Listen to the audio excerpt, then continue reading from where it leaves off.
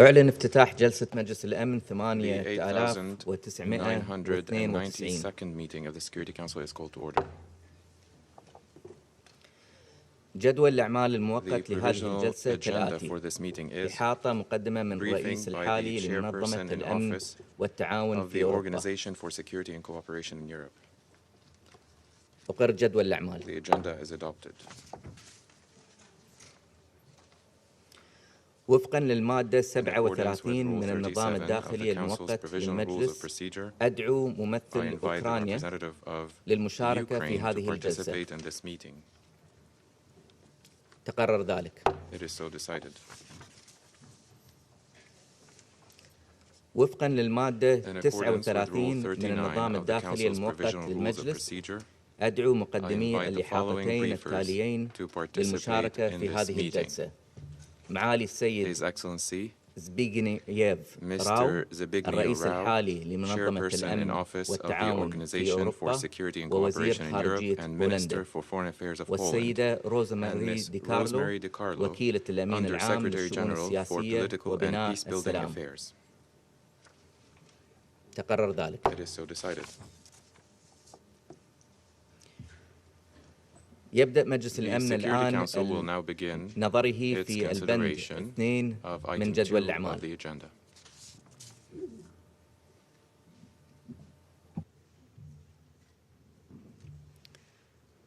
أعطي الكلمة الآن I now give the floor لمعالي to السيد His Excellency زبيغنييف راو. Mr. Zbigniew Rau. Już zaczynam?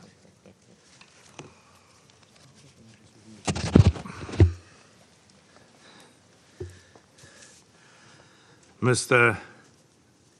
President, Madam Under Secretary General, distinguished Ambassador, ladies and gentlemen, let me start by stressing how much I value the continued dialogue between the Organization for Security and Cooperation in Europe and the United Nations.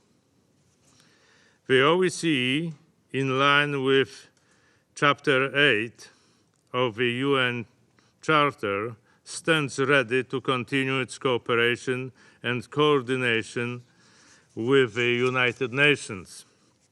Our organizations share the same goal of strengthening international peace, security, and promoting respect for human rights, fundamental freedoms, and the universal rules-based order. Such a close cooperation is even more needed today when the basic principes of the UN Charter and international law are being flagrantly violated in the very heart of Europe. I address you today with a sense of urgency and moral imperative to make every possible effort to stop the military aggression of the Russian Federation against Ukraine. The OSCE was designed as a platform to diffuse tensions, facilitate dialogue, reduce the risk of military escalation, and prevent conflicts. Since the very beginning of the Polish chairmanship, my goal has been to seek compromise and facilitate dialogue between parties of conflict. We took over our role in the context of growing tensions stemming from Moscow's unilateral demands of security guarantees. The basic premise of these demands was fundamentally flawed. The transatlantic community is neither enemy nor threat to Russia or its people.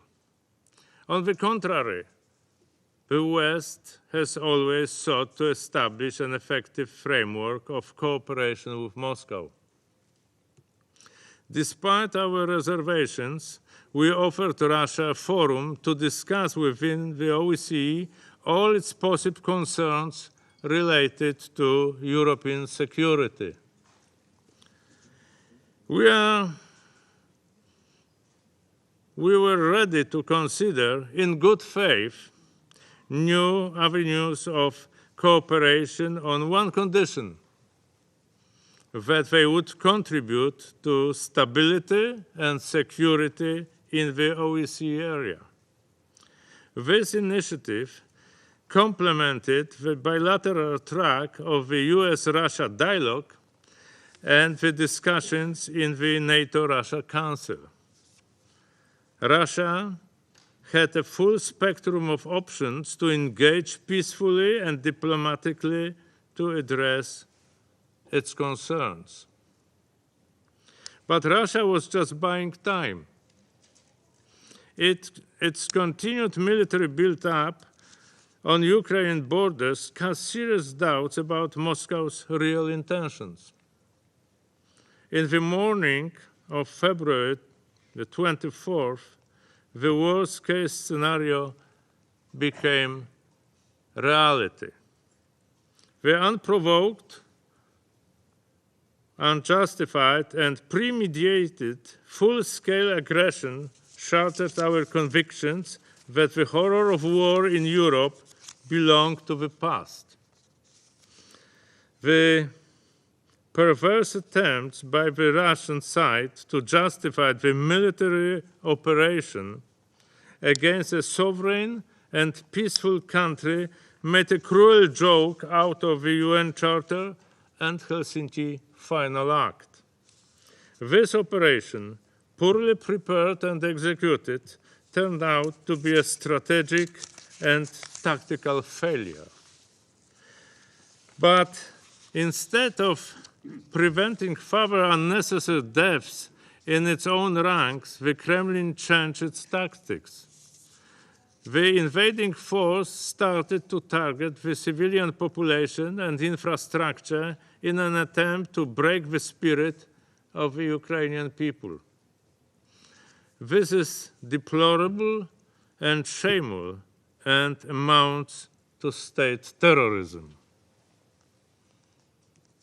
Schools, hospitals, and kindergartens are deliberately being targeted with internationally banned weapons. The reports of women and children killed and wounded are devastating. It is if Geneva Conventions and humanitarian law never existed. Make no mistake about it, the international community has instruments and means to hold responsible those who commit and are complicit in war crimes. I have been recently accused by the Russian officials of the lack of impartiality in conducting my job as the OSCE chairman in office. I have only one response to this kind of allegations. The impartiality ends where blatant violation of international and humanitarian law starts. In moments like these, it is our moral obligation to maintain decency and integrity. The perpetrators will be judged by their deeds, but we will be judged by the way we respond to these horrors. We cannot stay indifferent. Let me quote Elie Wiesel, who at the turn of the new millennium famously said, "Indifference is always the friend of the enemy, for it benefits the aggressor, never his victim, whose pain is magnified when he or she feels forgotten. The political prisoner in his cell, the hungry children, the homeless refugee, not to respond to their plight, not to relieve their solitude by offering them a spark of hope, is to exile them from human memory. And in defying their humanity, we betray our own."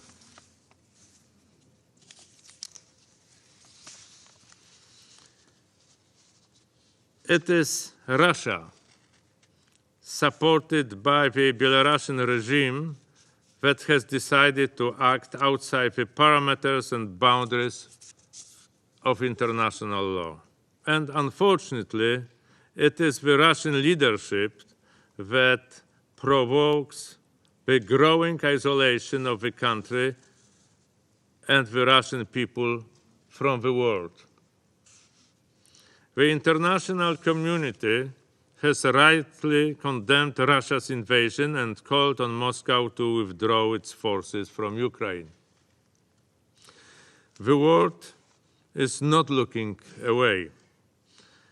It is hard to ignore 141 countries assembled in the UN General Assembly asking Mr. Putin to stop this war.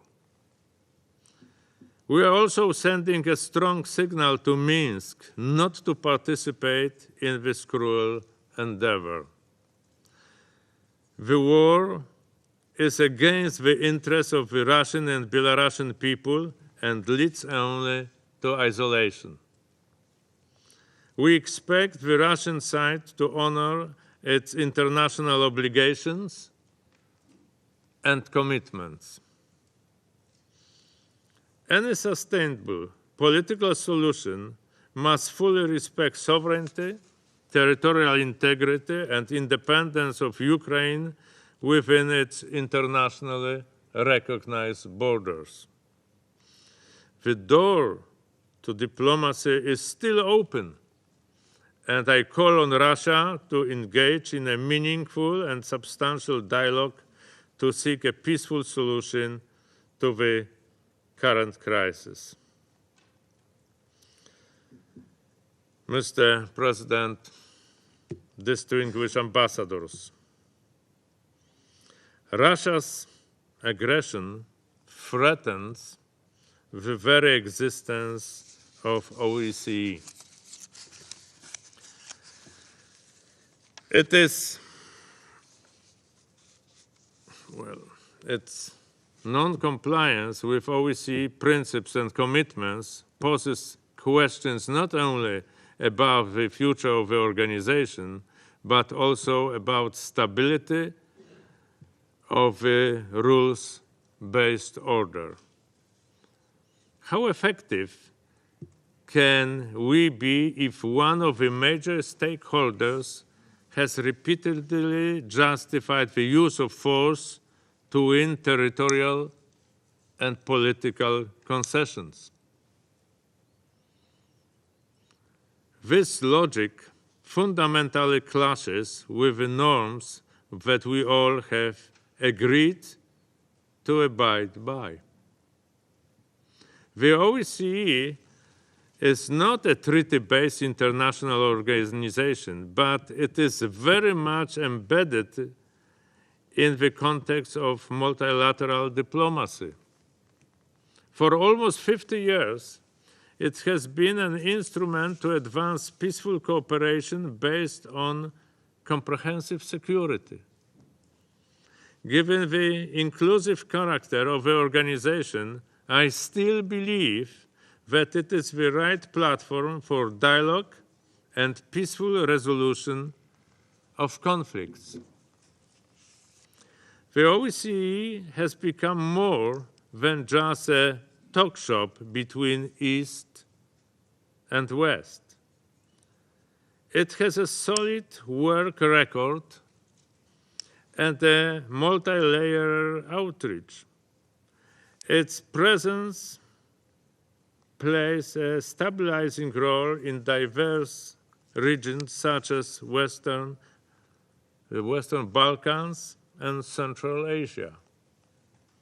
In my capacity as the OSCE chair, I will pay visits to Moldova, South Caucasus, as well as the Western Balkans and Central Asia to prove OSCE's engagement with the participating states. This legacy is still relevant in today's world. However, the future of the organization depends on how effectively we will be able to revive cooperation among all participating states. The question is how to reach consensus around the main priorities and how to create a proper modus operandi to fulfill the OSCE mandate. I have to admit that this non-compliance with OSCE's principles is forcing us to put on hold or delay some of the issues important for the daily operation of the organization. Will we be able to achieve progress on regional and protracted conflicts when trust has been shattered? I very much hope so, but it will require acting in good faith on the part of all parties, including Russia. The same applies to the renewed European security dialogue, which the Polish chair initiated in response to growing tensions. Supported by an overwhelming majority of the participating states, it was meant to develop new measures of trust, transparency, and confidence. Unfortunately, despite initial interest, the Russian side has chosen the most destructive path of confronting its concerns, fears, and misgivings. The changing situation on the ground will probably determine the scope and character of the future engagement of a special monitoring mission in Ukraine. Acknowledging the mission's 8 years of operation and its expertise, I will work with the OSCE structures and participating states to utilize its potential in the future. I hope that both the mission-dedicated staff as well as the team of the OSCE project coordinator in Ukraine will be able to continue the important mission. During the Polish chairmanship, we will initiate and actively support efforts to advance the OSCE's goals.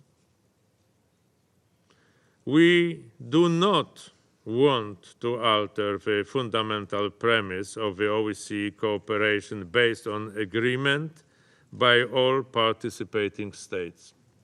However, we would like to increase the effectiveness of the organization, provided that there is a broader interest and support for the majority of the stakeholders. The recent events in Ukraine have once again shone a spotlight on the situation of civilian population in conflict-affected areas. We will continue to call on all sides of military conflicts to abide by humanitarian law and to refrain from activities directed against civilian population and infrastructure. The OSCE stands ready to cooperate closely with UN humanitarian agencies to facilitate and provide the necessary assistance. This must also include creating effective evacuation routes for the civilian population. Whenever there are reliable accounts of humanitarian law abuse, we should be ready to react swiftly.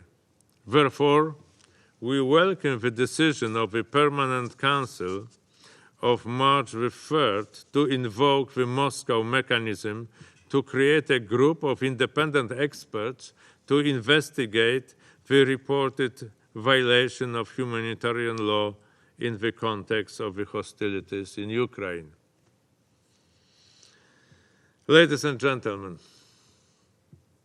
I am convinced that the OSCE needs strong and effective leadership now more than ever before.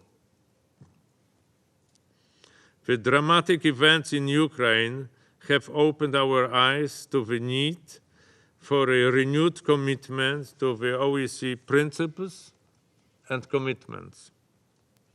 It is true that OSCE may evolve as a result of the current experience.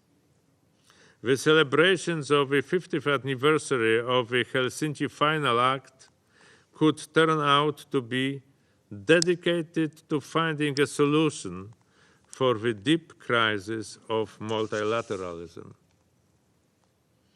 Peace and security, like freedom and democracy, cannot be taken for granted. We have learned this lesson the hard way. But it is also true that those who choose to embark on a path of military confrontation receive very little in return. Between war and peace, life and destruction, we should always be able to look beyond our narrow, narcissistic instincts. What alternative do we have?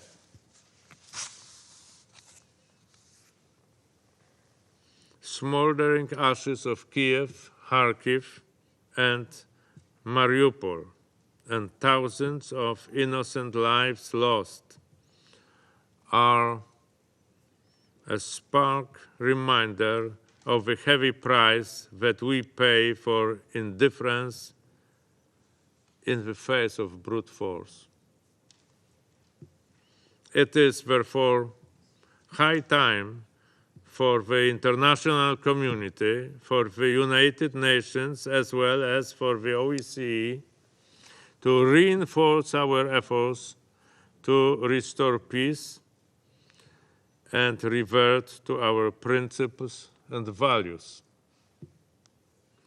The integrity of international law and stability of the world order are at stake.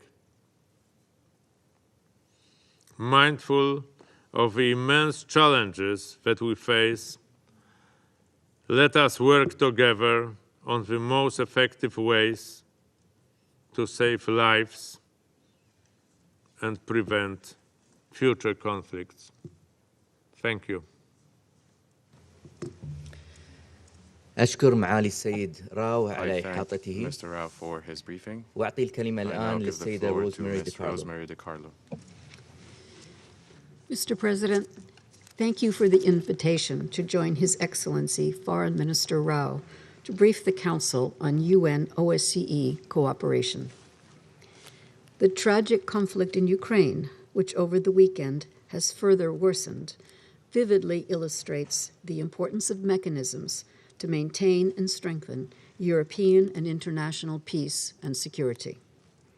Born out of the Cold War, the OSCE has been at the center of efforts to bring its unique membership, spanning from Vancouver to Vladivostok, around one overarching goal: to resolve differences peacefully.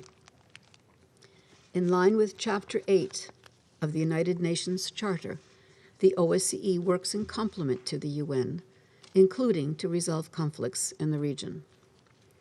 In 1993, the UN and the OSCE established a cooperation framework. Since then, our partnership has grown in scope and substance to help address acute crises and find solutions to common peace and security challenges.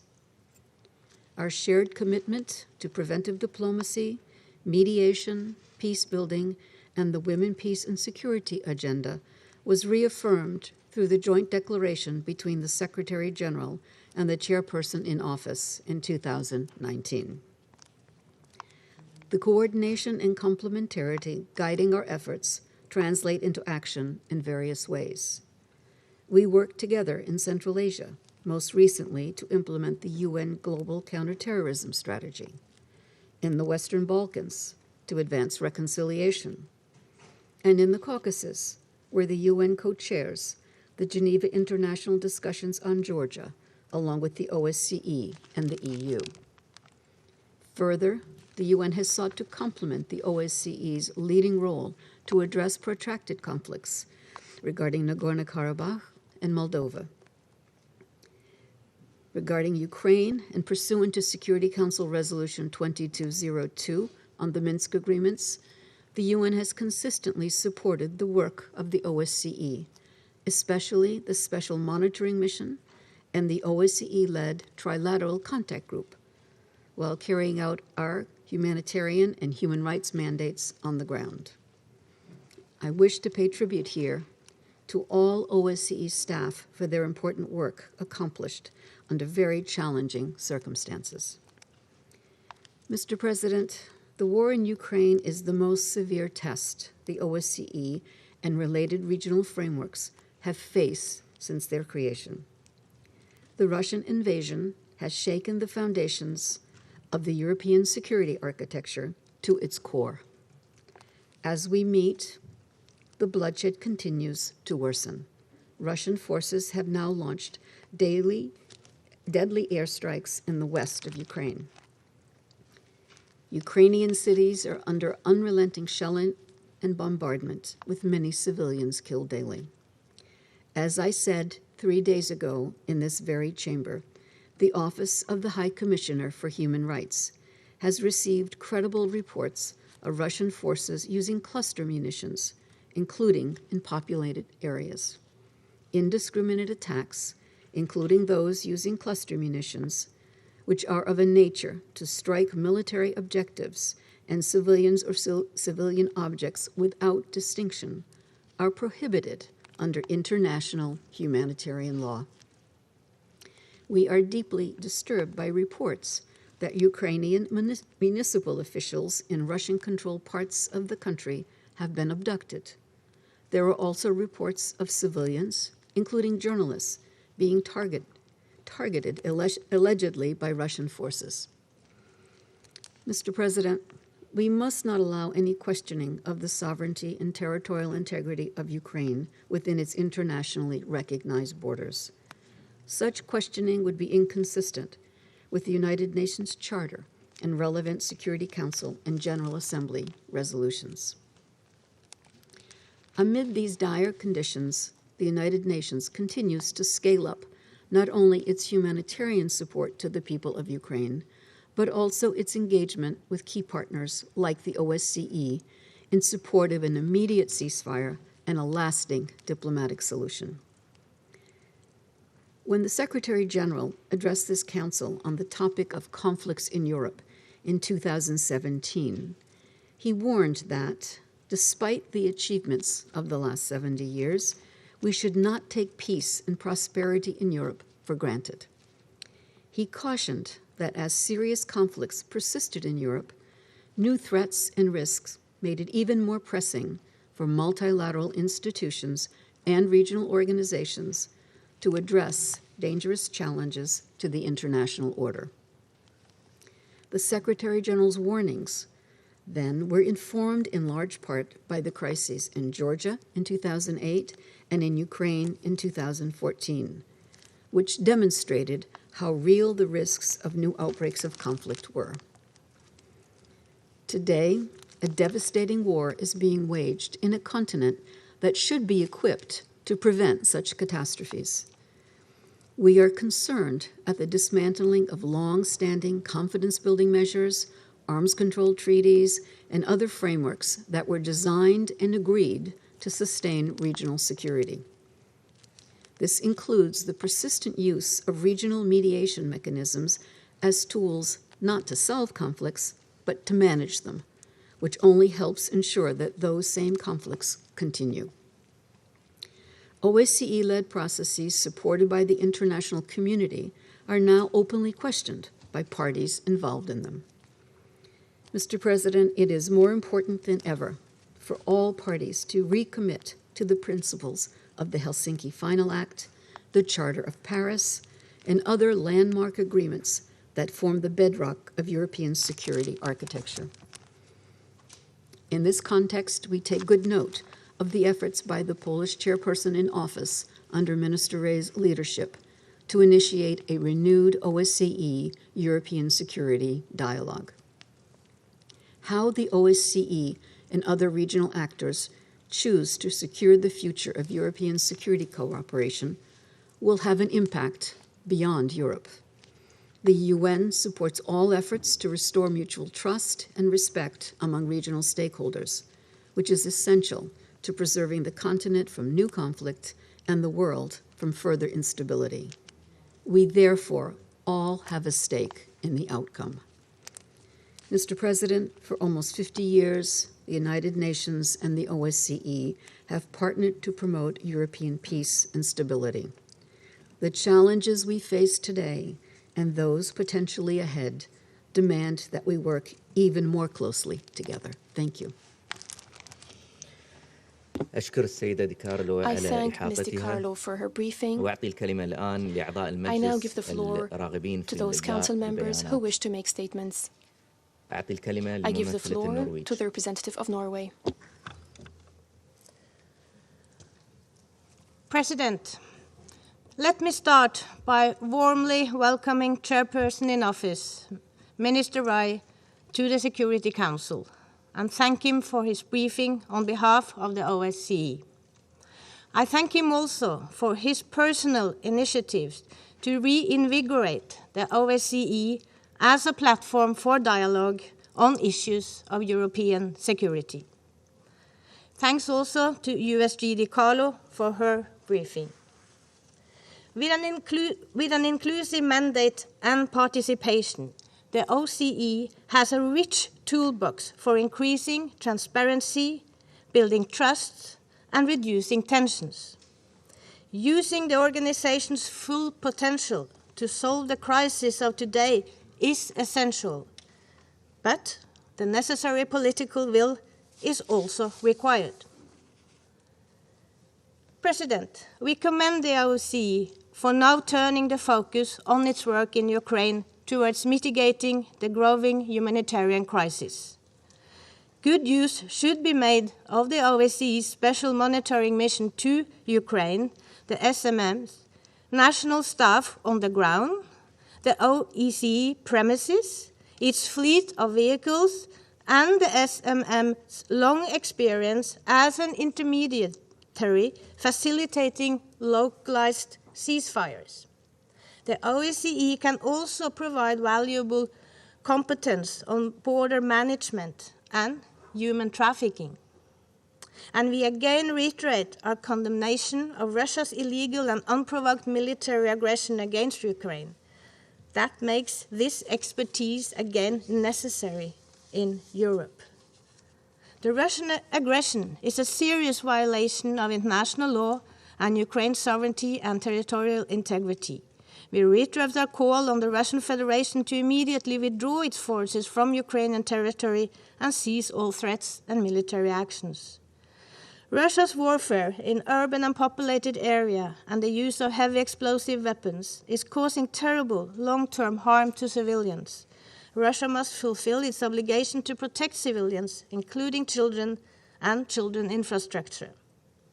We are appalled by the lack of respect for international humanitarian law and the worsening humanitarian crisis across Ukraine, for which Russia alone bears the sole responsibility. Humanitarian actors in Ukraine must be allowed to stay and deliver. In addition, we are concerned about the steadily increasing strain on neighboring countries as people flee the fighting. Nevertheless, let me use this opportunity to commend Poland, the Polish people, and other OSCE neighbors on their response to the humanitarian crisis. The warm welcome and the protection you offer all refugees is a strong symbol of international solidarity. President, while the crisis in Ukraine requires most of our attention currently, Minister Rau has stated that a broad priority for their chairmanship is contributing to finding peaceful solutions also to regional and protracted conflicts. The OSCE continues to support reconciliation and conflict prevention efforts in other parts of the region, such as the South Caucasus, Moldova, and Western Balkans and Central Asia.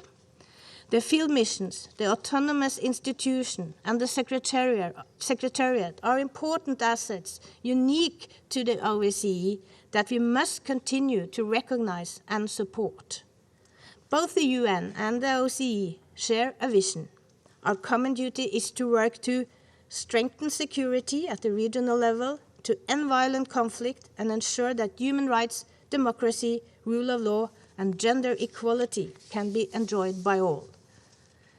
In closing, especially in this current unstable European climate, let me underline Norway's strong support to the important role of the OSCE in promoting stability, peace, and democracy for more than 1 billion people. Thank you. أشكر ممثلة I النرويج thank the على representative بيانها of Norway وأعطي for her الكلمة statement. لممثل I give the غانا. floor to the representative of Ghana. Thank you very much, Mr. President.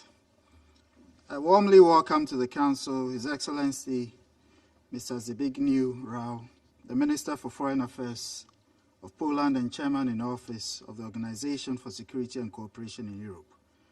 I thank Your Excellency for the briefing on the OSCE and note that Poland has assumed the leadership of this important organization at a time when the security situation and the political military environment in Europe is fast deteriorating. We therefore look forward to the OSCE's continued engagement and your leadership in helping to address the prevailing security challenges in Europe. I also thank USG Rosemary DiCarlo for her briefing and welcome the participation of the representative of Ukraine in this meeting. Mr. President, Ghana takes note of the issues outlined by the OSCE chairman in office, in particular the commitment to pay special attention to finding peaceful solutions to the conflicts in the OSCE area, and encourages all efforts in resolving the protracted situations in Bosnia-Herzegovina, Georgia, Kazakhstan, and Nagorno-Karabakh, as well as the alarming situation in Ukraine following the Russian Federation's unjustified aggression against its neighbor. We also look forward to the additional efforts that will be made to respond effectively to the complex challenges of increased fragmentation, terrorism, anti-Semitism, transboundary crimes, and violations of human rights and freedoms that Europe is presently grappling with. Mr. President, against this backdrop, I would like to make the following additional points. First, Ghana welcomes the Polish commitment to uphold the concept of comprehensive and indivisible security based on the Helsinki Final Act and the Charter of Paris for a New Europe, as well as other decisions of the OSCE, which also embody the very principles and purposes of the United Nations. Ensuring security on the European continent today requires of the participating states of the OSCE a renewed commitment to uphold and respect the long-established principles for interstate relations, the principles of sovereignty, political independence, territorial integrity, non-aggression, and the prohibition of the use or threat of the use of force remain the foundational principles upon which national and global aspirations for economic and social development can be built. Any attempts to redefine and renegotiate these bulwarks of stability will not only undermine the European security architecture, but also the rules-based international order and multilateralism. The OSCE must therefore undertake the difficult but necessary task of fostering political role and the recommitment of its member states to the implementation of their international obligations towards the peace, security, and stability of Europe, as well as its wider membership beyond Europe. Persistence in confidence and security-building measures among the participating states of the OSCE will therefore have to be sustained. Secondly, the OSCE's role as an important forum for dialogue on the security architecture of Europe needs to be re-emphasized. We believe that the OSCE provides a unique platform for open and good faith discussions among its 57 participating states if the schisms that have been opened up in the contemporary European security are to be addressed. We therefore welcome the ongoing efforts by the OSCE to facilitate dialogue between the Russian Federation and Ukraine. As party to the Trilateral Contact Group responsible for the implementation of the 2015 Minsk Agreement, the OSCE is indispensable in finding and implementing a comprehensive and peaceful settlement of the conflict, which regrettably has assumed a full-scale dimension. We note with regret in this context that the Special Monitoring Mission had to suspend its reporting activities following the evacuation of its international staff members to neighboring countries and remain concerned by cascading security, humanitarian, economic, and developmental impacts of the situation in Ukraine. All efforts towards the pacific resolution of this conflict through dialogue and diplomacy must therefore be encouraged and engender the full support of this Council. Thirdly, we welcome the OSCE's efforts to enhance its cooperation with the United Nations. Ghana strongly supports the strengthening of relations between the United Nations and regional and sub-regional organizations in the maintenance of international peace and security. Chapter 8 of the Charter of the United Nations provides that the Security Council, in pursuit of its mandate, can leverage the comparative advantage of regional bodies to promote homegrown and regional approaches to the maintenance of international peace and security. We acknowledge, however, the complexities that such cooperation entails, and it's for this reason that Ghana is working within the Special Committee on the Charter of the organization to identify gaps and propose guidelines to enhance complementarity between the United Nations and regional organizations. Finally, we note the enhanced engagement of the United Nations and OSCE aimed at finding lasting peace to the prevailing conflicts and growing threats to security in Europe and beyond. We welcome the focus on a human-centered approach and in that regard, take note of the reinforcing priorities within the economic environment dimensions as well as the human security dimensions. I thank you very much, Mr. President. أشكر ممثل غانا على بيانه. I thank the representative of Ghana for his statement. I give the floor to the representative of the United Kingdom.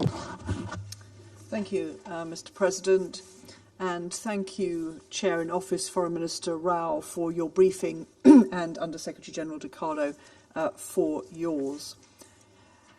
I would like first to pay tribute to the bravery and dedication of OSCE staff, and in particular to Marina Fanina, a Ukrainian Special Monitoring Mission employee who was killed in the Russian shelling of Kharkiv on the 1st of March while getting medicine for her family. For decades, the OSCE has worked to bring security to Europe. And yet we meet today in the middle of Russia's unprovoked invasion of Ukraine, one OSCE signatory tearing up the rulebook and pursuing war against another, as Foreign Minister Rau said, as if the Geneva Conventions and humanitarian law never existed. President Putin's war violates fundamental principles of both the OSCE and the United Nations: sovereignty, inviolability of borders, respect for territorial integrity, and the peaceful settlement of disputes. This war is a threat to us all, to the systems we have built together to preserve peace. It's a threat, too, to the peace and security of millions of people in Europe, Africa, and Asia who rely on agricultural, energy, and commodity supply chains already profoundly disrupted by Russia's invasion. We recognise the extensive efforts which Foreign Minister Rau described, which the OSCE has made to try and avoid this catastrophe. Russia was offered a chance to raise any security concerns in the OSCE renewed European security dialogue, but said it was not the right time. We now know they were planning war all along.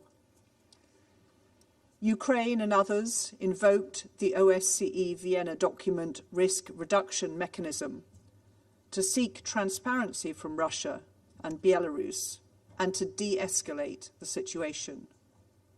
Russia refused to engage.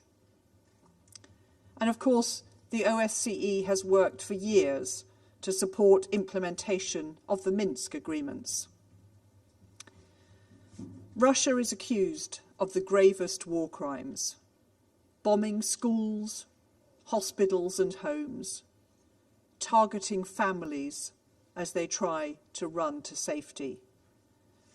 We welcome action taken under the Moscow mechanism to hold Russia to account. The OSCE fact-finding mission must be given full access so that evidence can be gathered. Finally, Mr. President, I would like to stress that we continue to support the vital role of the OSCE field missions in Central Asia and the Western Balkans, including through its Office for Democratic Institutions and Human Rights. We strongly support OSCE efforts to facilitate a peaceful resolution of the conflicts in Georgia, Moldova, and Nagorno-Karabakh.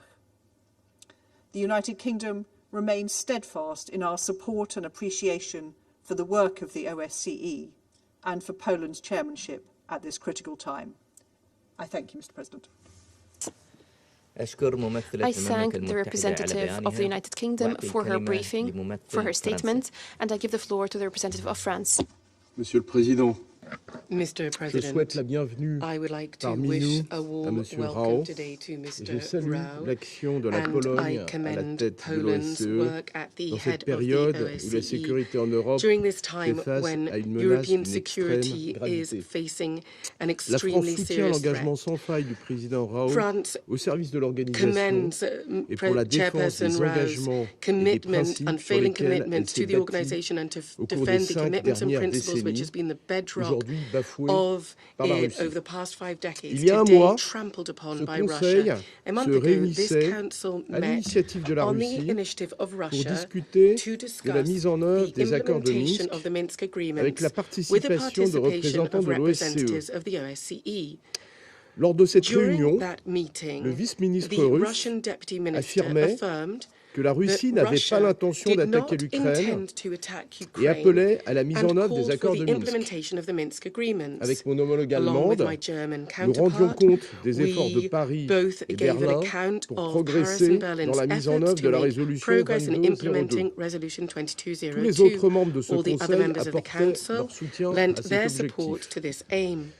En février, la présidence polonaise en exercice de l'OSCE proposait de mettre en place un dialogue renouvelé sur la sécurité européenne afin de répondre notamment aux préoccupations de sécurité exprimées par la Russie au cours des derniers mois. Nous soutenions ces efforts et le rôle de l'OSCE comme principale plateforme de dialogue pour la sécurité collective en Europe. Monsieur le Président, la réalité est bien différente aujourd'hui et elle est cruelle. La Russie a menti, elle a violé de façon flagrante la Charte des Nations Unies et les textes fondateurs de l'OSCE, l'acte final d'Helsinki et la Charte de Paris, sur lesquels repose la stabilité en Europe. Elle a trahi tous ses engagements en faveur de la mise en œuvre des accords de Minsk, signés par la Russie comme par l'OSCE et endossés par une résolution de ce Conseil. L'agression russe, soutenue par la Biélorussie, est dévastatrice pour l'Ukraine et les Ukrainiens. Mais ses conséquences sont encore plus vastes. Elle menace aussi le multilatéralisme et le droit international, ainsi que les institutions qui en sont les garantes, notamment les Nations Unies et l'OSCE. La Russie porte ainsi directement atteinte aux intérêts de tous les États qui se mobilisent dans ces organisations à la recherche de solutions négociées face aux crises et aux défis qu'ils rencontrent. Au vu de l'extrême gravité de la situation, la France remercie à nouveau la présidence polonaise en exercice à l'OSCE pour sa réactivité. Elle demande une nouvelle fois à la Russie de cesser immédiatement les hostilités en Ukraine, de retirer ses troupes de l'ensemble du territoire ukrainien et de respecter le droit international humanitaire et les droits de l'homme. Nous l'enjoignons de revenir au respect des règles de droit qui, aux Nations Unies comme à l'OSCE, permettent le règlement pacifique des différends. La France réitère son soutien à la mission spéciale d'observation de l'OSCE en Ukraine et à son personnel, qu'il s'agisse du personnel international ayant subi une évacuation forcée ou le personnel recruté localement, dont certains sont encore sous les bombardements. Nous saluons la mémoire de Marina Fenina, employée locale tuée à Kharkiv, victime de l'agression russe. Nous réaffirmons notre soutien aux institutions et aux instruments de la dimension humaine de l'OSCE, notamment le mécanisme de Moscou, déclenché le 3 mars, et le mécanisme d'établissement des faits mis en place par le Bureau des institutions démocratiques et des droits de l'homme aux frontières de l'Ukraine. Monsieur le Président, l'OSCE doit pouvoir continuer de mettre ses ressources au service du règlement des conflits dans l'espace européen en coopération avec les Nations Unies et malgré la guerre en Ukraine. La France, à la fois en sa qualité de coprésidente du groupe de Minsk de l'OSCE et de présidente du Conseil de l'Union européenne, reste pleinement mobilisée pour contribuer au dialogue entre l'Arménie et les Azerbaïdjan et à la paix et à la stabilité dans le Sud-Caucase. Les réunions qui se sont tenues en février et en décembre ont permis de définir des orientations dans cette direction.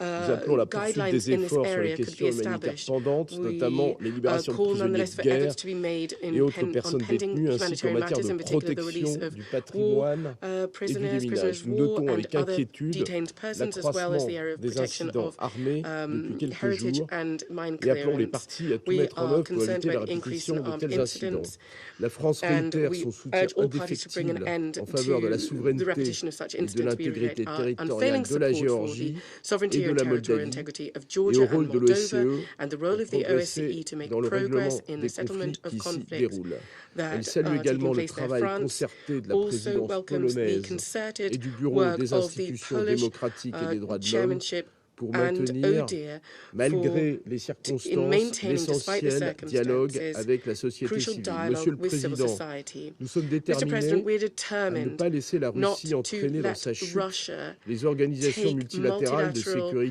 collective security organizations down with it.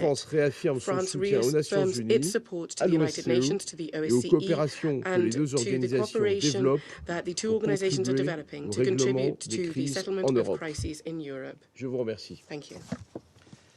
I thank the representative of France for his statement. I give the floor to the representative of Albania. Thank you, Mr. President. Let me thank the OSCE Chairman in Office, Minister Rau, and USG DiCarlo for the information provided. We welcome this timely exchange with OSCE, one of the world's largest regional security organizations, which brings together 57 participating states across 3 continents bound by joint commitments. As an important pillar of the international rules-based order, OSCE plays an essential role in addressing many of the challenges on the Council's agenda. Therefore, the collaboration and partnership between the two organizations is key and needs to be strengthened. Albania fully supports the priorities of Polish OSCE chairmanship. We welcome the focus on safeguarding a comprehensive security order by defending the principles of the Helsinki Final Act, the Paris Charter, and the Charter for European Security. These principles are neither negotiable nor subject to revision or reinterpretation. The commitment to human rights, values of freedom and democracy, as well as the support of its institutions, should continue to be an irreplaceable blueprint in the work of the OSCE. We also welcome the work of the OSCE and the United Nations in the framework of Women, Peace and Security Agenda and reconciliation processes in the Western Balkans. There has hardly been a more suitable and urgent time to reaffirm these fundamental principles, which for nearly 5 decades have stood as effective mechanisms to conflict prevention and de-escalation in Europe, until the 24th of February. Dear colleagues, in 2020, soon after Albania assumed the OSCE chairmanship in office, we were confronted with an invisible enemy which threatened the entire world. It went by the name COVID-19 pandemic. We still do not know everything about it, but we do know far too well what it did to humanity, to our way of life, to our countries and economies, and in many ways, to all of us. 2 years later, as Poland started its chairmanship, the OSCE area was confronted with another threat. But this time, everyone knew where it was coming from. We were warned about what was going to happen. And now, 3 weeks into this war, we are left with the uninterrupted onslaught of breaking news on the devastation that Russia is unleashing with rage upon Ukraine and its people. Dear colleagues, for months, huge efforts were made by the international community, including by the Polish chairmanship and yourself, Minister, in seeking a peaceful solution. Every stone was turned, every possibility was used. The reality shows clearly now that these efforts were doomed to fail because the invasion was premeditated. It was a plan to be executed despite everything. It was a war Kremlin wanted. We express our gratitude to Poland, Slovakia, Hungary, Romania, Moldova, the Czech Republic, and probably I'm forgetting, for these incredible efforts that they are making in sheltering thousands of civilians forced to flee the massive bombardments and war atrocities. Dear colleagues, OSCE is a key player for peace and security. It is an important platform to discuss issues related to comprehensive security, equipped with mechanisms as well as confidence and security building measures. It remains as relevant as when it was created.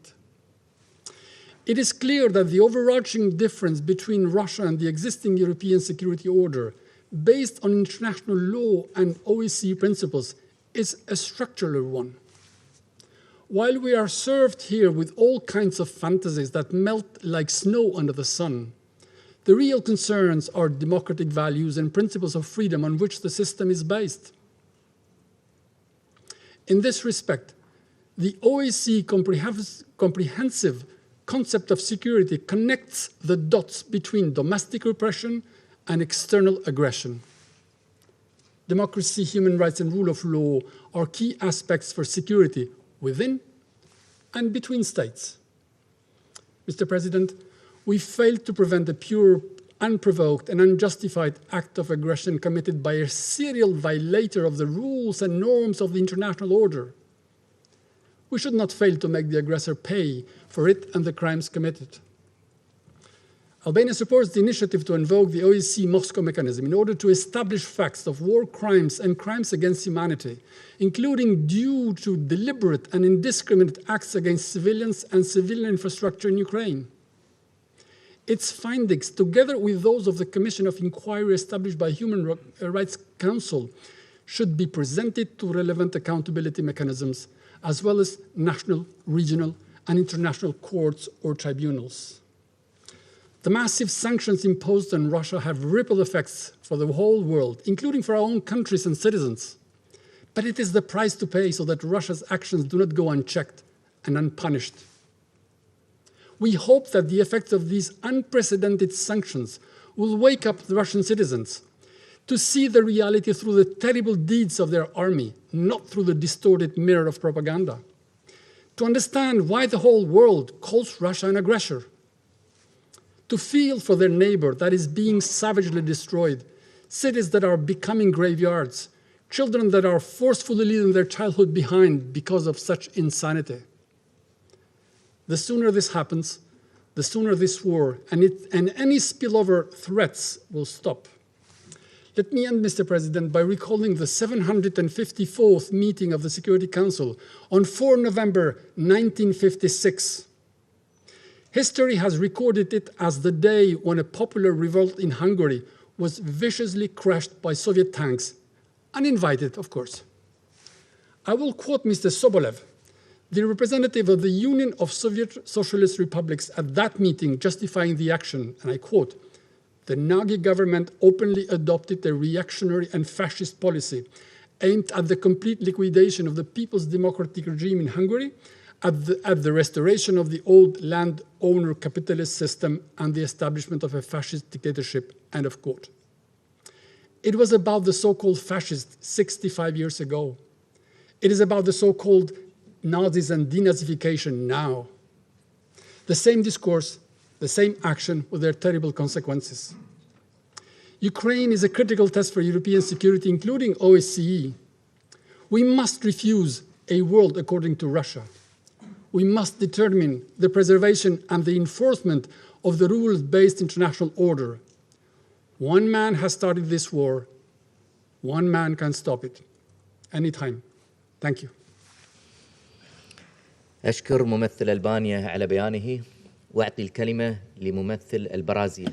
I thank the distinguished representative of Albania and now give the floor to Brazil. Thank you. Mr. President, at the outset, let me thank Minister Rau for his thoughtful remarks. I also thank USG DiCarlo for her briefing. OSCE plays a crucial role in the maintenance of peace and security in Europe. It is one of the key partners of the United Nations in dealing with the many challenges on the Security Council's agenda. However, we need to recognize that at this crucial juncture, the architecture of peace and security, not only in Europe, but worldwide, is facing an unprecedented challenge.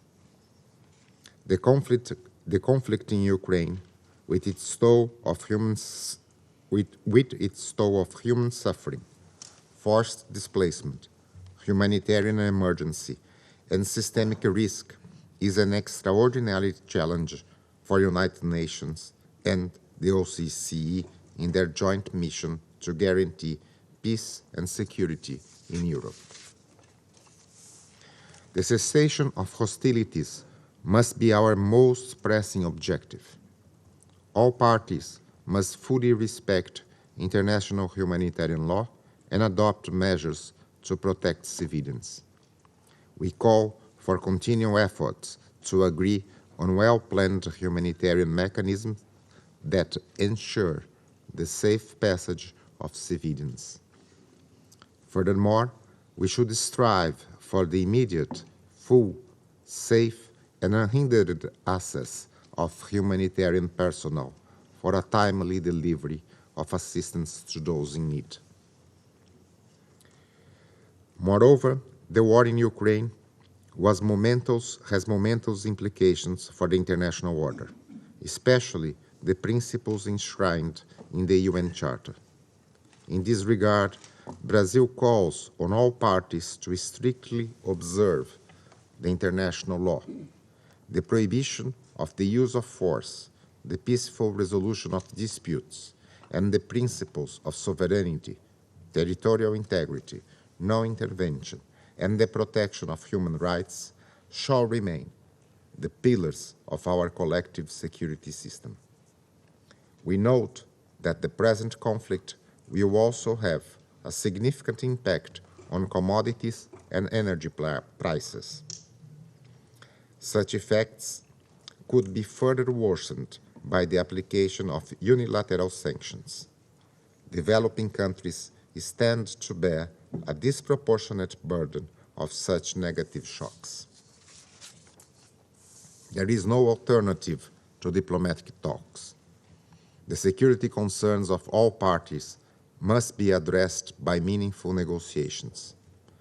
We renew our plea for them to engage in dialogue with openness, flexibility, and a sense of urgency to find ways for a lasting peace in Ukraine and in the wider region. The OSCE has a key role to play in supporting international efforts to bring an end to the current hostilities. Moreover, the expertise of the OSCE may be valuable in monitoring a ceasefire that, we hope, will encompass a comprehensive disengagement of troops and military equipment on the ground. Besides the conflict in Ukraine, we also would like to mention the ongoing crisis in Georgia, as well as the dispute between Armenia and Azerbaijan over the region of Nagorno-Karabakh. Regarding the situation in Georgia, we commend the OSCE for its full support to the Geneva International discussions and related incident prevention and response mechanism formats. This dialogue process, co-chaired by the OSCE, UN, and EU, is an important example of UN-OSCE cooperation in conflict resolution. The unresolved conflict over Nagorno-Karabakh remains a challenge to international peace and security in Europe. After the armed conflict of 2020, we are still witnessing renewed outbreaks of clashes between Azeris and Armenians, some of them resulting in casualties, including among civilians. Last week, incidents damaged the main pipeline that brings gas to Nagorno-Karabakh. Such incidents further undermine the needed trust between Armenia and Azerbaijan to renew efforts towards a lasting peace agreement. We support the efforts undertaken by OSCE in order to give impetus to this process. We would also like to express our recognition to OSCE work to advance the women, peace and security agenda. Important issues such as the impunity for sexual and gender-based violence must be tackled. In that regard, we note the openness of the OSCE to involve civil society organizations in conflict resolutions and peace building, as well as to engage women in all stages of peace processes. The maintenance of peace and security in Europe is under unprecedented challenge. Close cooperation between the UN and the OSCE is more needed than ever. I thank you. أشكر ممثل البرازيل على بيانه وأعطي I الكلمة thank the distinguished لممثل representative الولايات of Brazil, المتحدة. and I now give the floor to the United States. Thank you, Mr. President. Undersecretary General DiCarlo, thank you for your briefing today. Foreign Minister Rau, thank you as well for your briefing to the Council. Your engagement with the Council comes at a critical juncture, as many of my colleagues have said, a critical juncture for European and international security following Russia's aggression against Ukraine. You've demonstrated extraordinary leadership at the OSCE during this crisis, and the United States thanks you. The United States was a strong supporter of your attempt to avert this crisis through the launch of a reinvigorated European security dialogue at the OSCE. And we support your efforts to increase the OSCE's ability to respond to the humanitarian crisis through the OSCE's toolbox. We look forward to working with you on these important issues in your capacity as chairman in office. I'd like to begin by expressing our outrage over the death of journalist Brent Renaud, who was killed by Russian forces while covering refugees leaving a checkpoint at Irpin yesterday. According to his colleagues, Mr. Renaud was in the area because he understood the critical role independent media has played in providing objective coverage of Russia's war of choice against Ukraine. His death shows that Russia will go to any extent to silence narratives that challenge its propaganda. And it underscores the importance of upholding the safety of journalists as they undertake their important work. Excuse me. Last year at this meeting, on cooperation,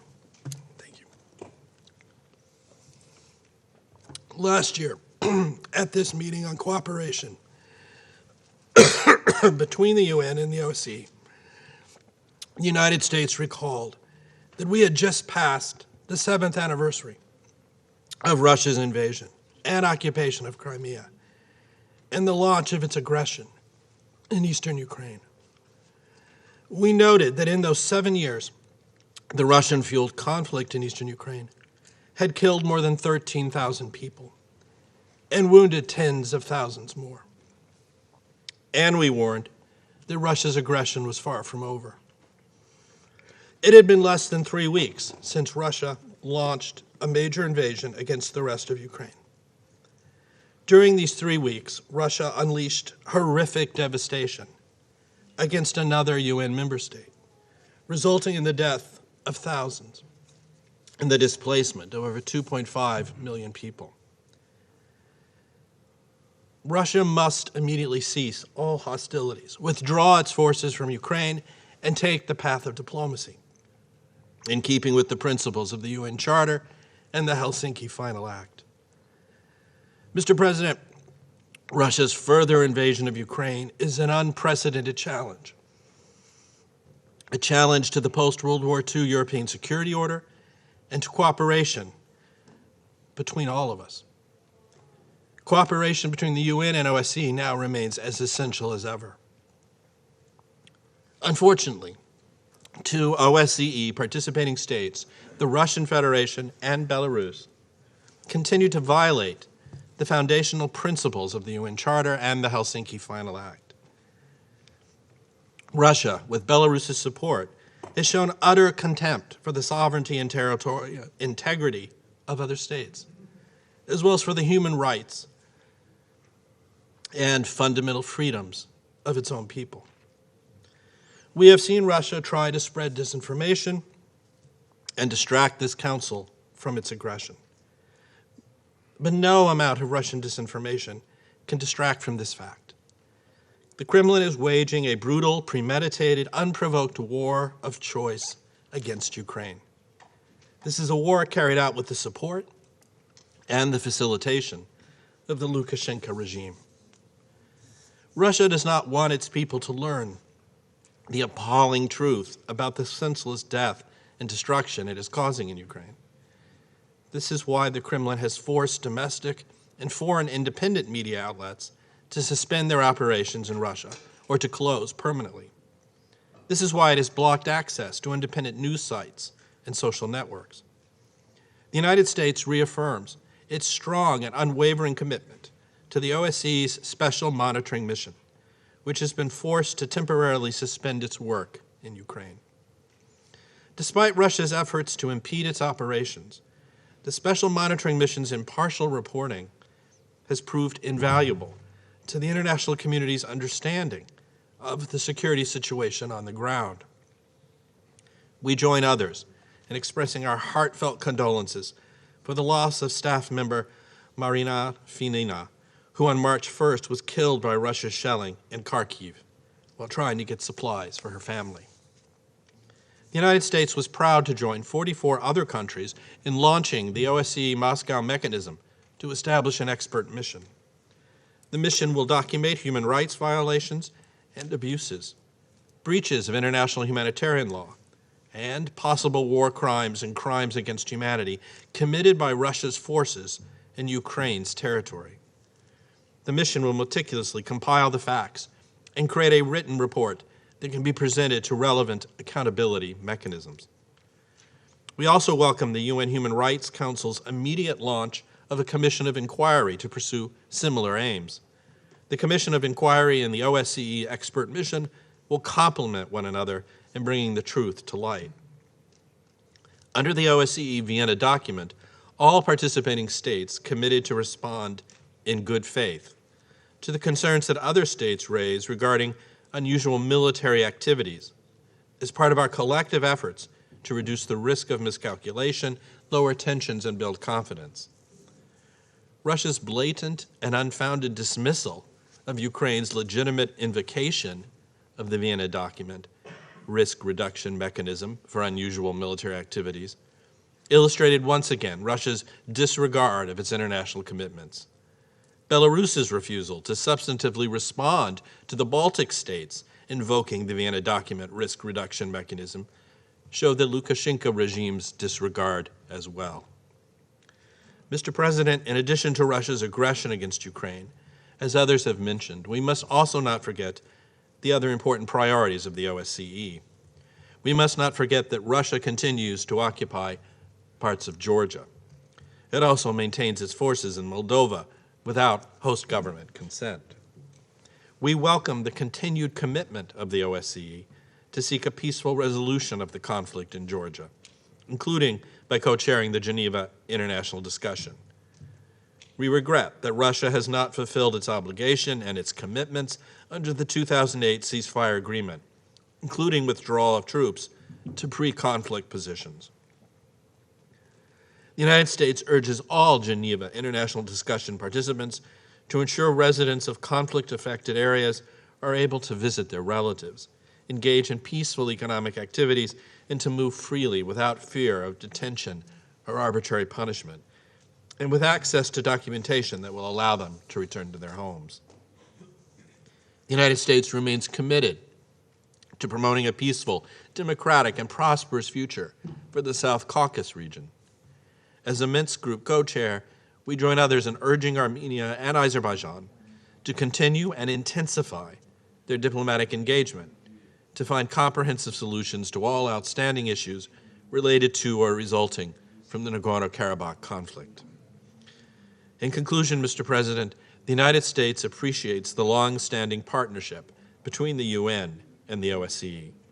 UN presentations at OSCE Permanent Council meetings and UN participation in annual OSCE events, as well as the close coordination between OSCE field operations and UN agencies on the ground, have only strengthened this partnership. In the face of Russian aggression, the UN and OSCE must continue working together to advance peace, security, development, and human rights, which will contribute to international peace and stability. Thank you very much. أشكر ممثل الولايات المتحدة على بيانه وأعطي الكلمة لممثل المكسيك. Muchas gracias, señor presidente.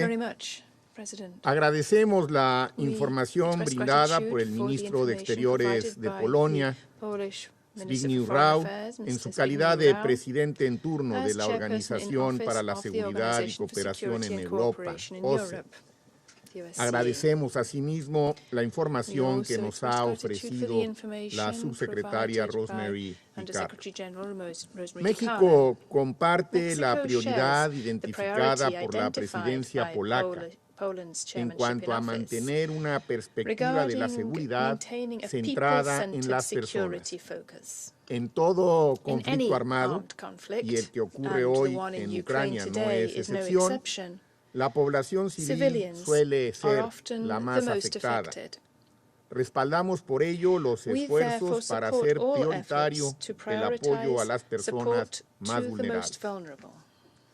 La situación que impera en Ucrania, como hemos escuchado, es muy crítica y por eso nos resulta preocupante que a más de 2 semanas de iniciado el conflicto, el Consejo de Seguridad no haya podido emitir algún pronunciamiento sobre este quebrantamiento a la paz y la seguridad internacionales. Pero expresar nuestra preocupación por este silencio no basta para corregirlo. Por ello fue necesario invocar la Unión Pro Paz y recurrir a la Asamblea General para que ésta asumiera el papel que el Consejo no fue capaz de cumplir. No obstante, reiteramos desde aquí nuestro llamado, junto al de muchos más, a poner fin a las hostilidades y a retomar cuanto antes el diálogo político y la vía diplomática. En tanto esto no suceda, tenemos la obligación ética y moral de proteger a la población civil en la medida de lo posible y garantizar que reciban la ayuda humanitaria que tanto necesitan. Esa y no otra ha sido la intención al presentar junto con Francia un proyecto de resolución de carácter eminentemente humanitario. Habremos de insistir al respecto y esperamos contar con su apoyo y el de la comunidad internacional. Señor presidente, la misión de observación de la OSCE en Ucrania ha desempeñado una labor fundamental en la elaboración de informes imparciales sobre la situación que impera en el terreno, así como en la creación de una plataforma para el intercambio de información. Lamentablemente, la invasión rusa ha vulnerado su capacidad de operación. Algunas de sus actividades y de sus informes se han suspendido, justo ahora, cuando más se requiere contar con información veraz y objetiva. Asimismo, reconocemos que ante el grave deterioro de la situación humanitaria, el Consejo Especial Permanente de la OSCE haya solicitado a la Misión Especial de Observación reorientar temporalmente sus funciones para apoyar las urgentes tareas de asistencia humanitaria. Es fundamental que esa misión especial tenga acceso pleno y seguro en el terreno para poder cumplir con su mandato y con las delicadas tareas que se le han asignado. Esperamos que en un futuro no muy lejano la OSCE retome también sus funciones en el marco del Grupo Trilateral de Contacto, pues es ahí, en el diálogo político, en donde podrán surgir las alternativas que permitan superar la crisis. Señor presidente, desde su fundación, la OSCE ha jugado un papel fundamental para fomentar la confianza, trabajar en la prevención de conflictos y en gestionar las crisis a través de la diplomacia. La labor de la OSCE ha sido y sigue siendo central en situaciones que forman parte de los temas de la agenda de la paz y la seguridad internacionales, tales como Bosnia-Herzegovina, la región de Kosovo o el conflicto en Nagorno-Karabaj. Valoramos, pues, y We mucho therefore su attach the trabajo de greatest value mediación to its y sus mediation buenos work and oficios a its good través del offices despliegue de through the sus deployment misiones de of its paz, peace missions, su accionar en el its work terreno on the ground, y las tareas que cumplen and sus the tasks representantes that its especiales. special representatives Por ello queremos carry out. subrayar We therefore que wish las to underscore the organizaciones fact that regionales regional y and sub-regional subregionales, organizations, como es el caso de la as is the OSCE, case of the están OSCE, llamadas a are called asumir un upon to papel assume a decisivo decisive role en el in cumplimiento de la implementing resolución 2616 de este 2616 Consejo. of this Council. Concluyo, I Presidente, conclude, instando a este President, Consejo de urging Seguridad this Security a Council fortalecer la to step cooperación up con la OSCE cooperation with the sobre la base OSCE de una upon the diplomacia más basis of a more preventiva preventive y más and more efectiva, effective que diplomacy, incluya labores de which mediación includes the y que mediation abone work, a la which can solución foster pacífica peaceful de las dispute controversias. settlement. Gracias, Presidente. Thank you very much, President. أشكر ممثل المكسيك على بيانه I وأعطي thank الكلمة the distinguished لممثل representative كينيا. of Mexico for that statement, and I give the floor to Kenya. Thank you, Mr. President. I thank His Excellency, Mr. Zbigniew Rau, Minister of Foreign Affairs of Poland, and Chairperson in Office of the Organization for Security and Cooperation in Europe, for his briefing. I congratulate you, sir, on your assumption to this office and wish you every success as you advance the goals of the OSCE. I also thank USG, Madam Rosemary DiCarlo, for her briefing.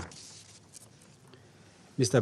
President, this briefing is happening when the foundations of Europe's security order are being shaken to the core by an ongoing devastating armed conflict that reminds us of the age-old European wars. The armed conflict in Ukraine is already extremely costly in all aspects, ranging from loss of life to millions of refugees and internally displaced, destruction of civilian infrastructure, and destabilization of economies across the globe. If not urgently halted, the consequences will be more catastrophic, not only to Ukraine and Europe at large, but also to the entire world, particularly small and fragile economies in the global south.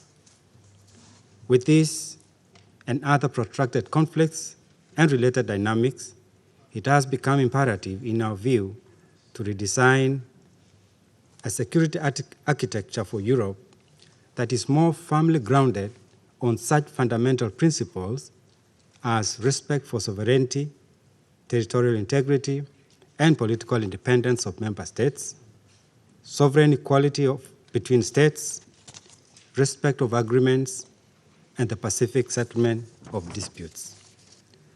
We agree with the OSCE chairperson in office that the organization offers a good forum for the region to discuss every aspect related to peace and security. We are confident that it can serve a pivotal role in an inclusive discourse on a new security order for Europe. We commend the OSCE for its preventive diplomacy efforts and its commitment to multilateralism. In this regard, Kenya lauds the close cooperation it has with the United Nations and urge its strengthening in line with Chapter 8 of the UN Charter.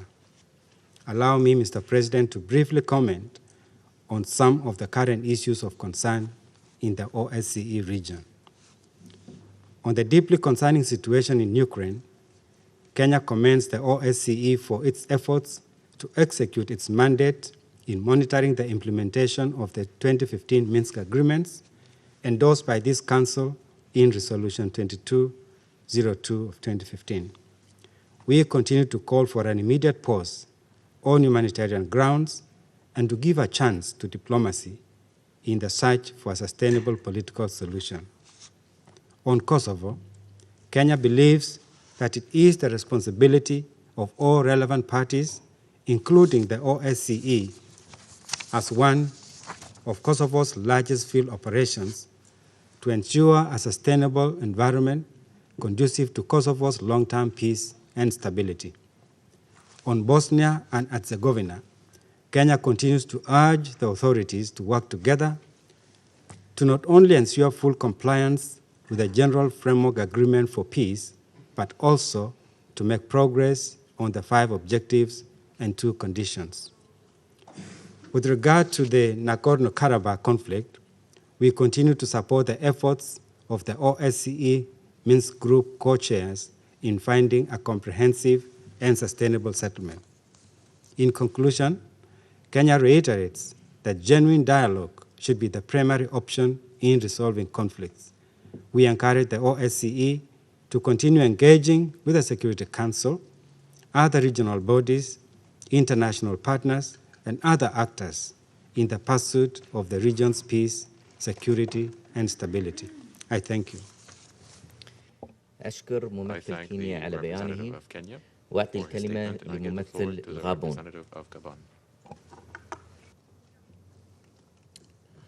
Merci, Monsieur le Président. Thank you, Je remercie le ministre Zbigniew Rau, président de l'Organisation pour la sécurité et la coopération en Europe, pour les informations qu'il nous a partagées ce matin. Je remercie également le secrétaire général adjoint, Mme Di Carlo, pour son exposé.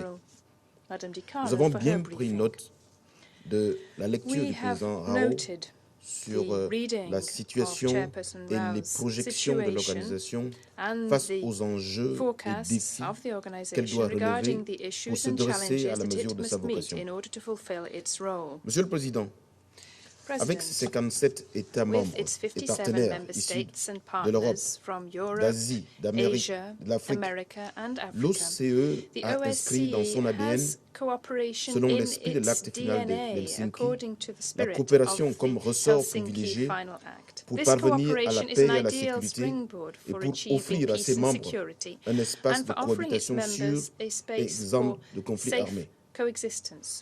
Coopérer suppose naturellement d'agir ensemble, se concerter permanemment, en temps de paix comme en temps de guerre, aplanir les divergences, atténuer les tensions et rechercher le règlement des différends en privilégiant les issues pacifiques. Depuis bientôt 50 ans d'existence, l'OSCE a dû faire face à de nombreuses crises qui ont, sinon ébranlé ses fondements, du moins questionné ses principes directeurs. Un des questionnements qui se pose avec acuité est de savoir comment traduire les principes convenus à Helsinki dans le contexte sécuritaire actuel.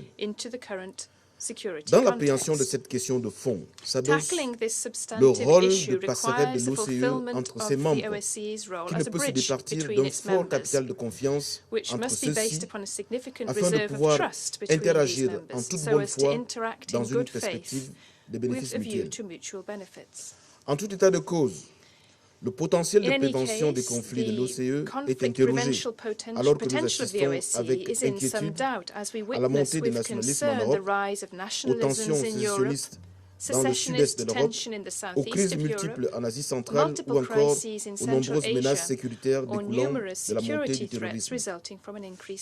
Les nombreux foyers de tension issus du démembrement d'anciens blocs menacent d'effritement plusieurs régions du monde, et en particulier l'Europe continentale. C'est un sujet de préoccupation important, dont non seulement l'OSCE, mais encore la communauté internationale dans son ensemble doit résolument anticiper les effets. Les derniers événements marqués par la guerre en Ukraine ou la situation dans le Haut-Karabakh interpelle l'OSCE dans sa capacité à jouer son rôle de pont entre l'Est et l'Ouest de son ressort territorial et dans sa capacité à mettre en branle ses mécanismes de prévention des conflits pour prévenir et régler tout conflit armé dans sa circonscription. Se pencher sur le mandat de l'OSCE dans le contexte de la guerre en Ukraine, c'est questionner son rôle sur la résolution de la crise au regard du détricotage manifeste des accords de Minsk. Comment sortir de l'impasse actuelle? Quels sont les leviers crédibles à activer en ce moment pour faire prévaloir la diplomatie dans la situation en Ukraine? Répondre rationnellement à ces questions, c'est prendre la mesure des urgences. C'est se mettre à la dimension des exigences sécuritaires et humanitaires. Monsieur le Président, mon pays n'a pas d'expérience de la guerre et n'a jamais pris part à un conflit armé. C'est peut-être pour cette raison qu'il a toujours préféré le dialogue à la rupture et privilégié les situations politiques et diplomatiques à l'usage de la force.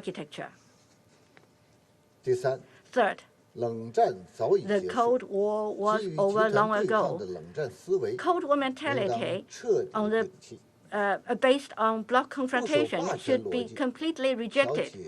Sticking to hegemony mentality and provoking bloc confrontation will only bring the world disasters and exacerbate turmoil and division. That is the case in Europe. It is also the case in other regions. This world does not need a new Cold War. This world can live with common growth and progress. All countries must, under the banner of multilateralism, strengthen unity and cooperation and work together for a community of shared future for mankind. Mr. President, China's position on the question of Ukraine is consistent and clear-cut.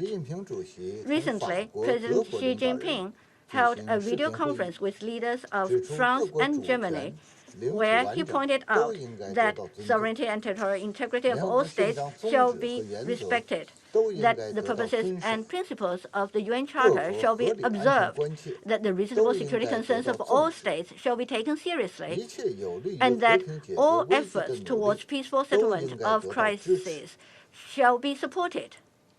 The four shells, the 4 points, represent the most authoritative position of China on the question of Ukraine. Based on this position, China will strengthen communication and coordination with all the parties concerned and play a constructive role in promoting peace through negotiations. China is deeply concerned about and regrets the developments in Ukraine. Early cessation of hostilities is the common aspiration of the international community. Dialogue and negotiation are the only feasible and realistic method. Recently, Russia and Ukraine have held multiple rounds of negotiations and have demonstrated aspiration and willingness to further continue negotiations.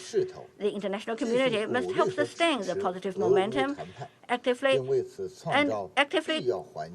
encourage and support Russian-Ukraine negotiations and create the necessary conditions and environment to that end.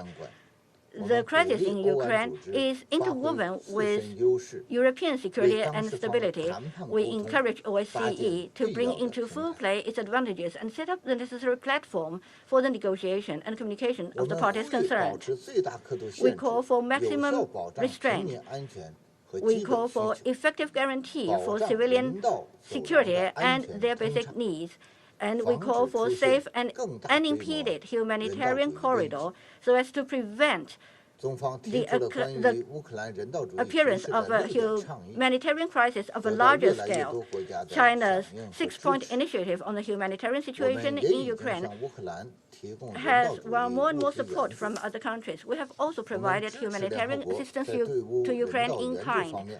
We support the United Nations in fully playing its coordinating role in humanitarian assistance to Ukraine, and we are ready to work with other parties in achieving consensus on the Council's response to the humanitarian crisis in Ukraine.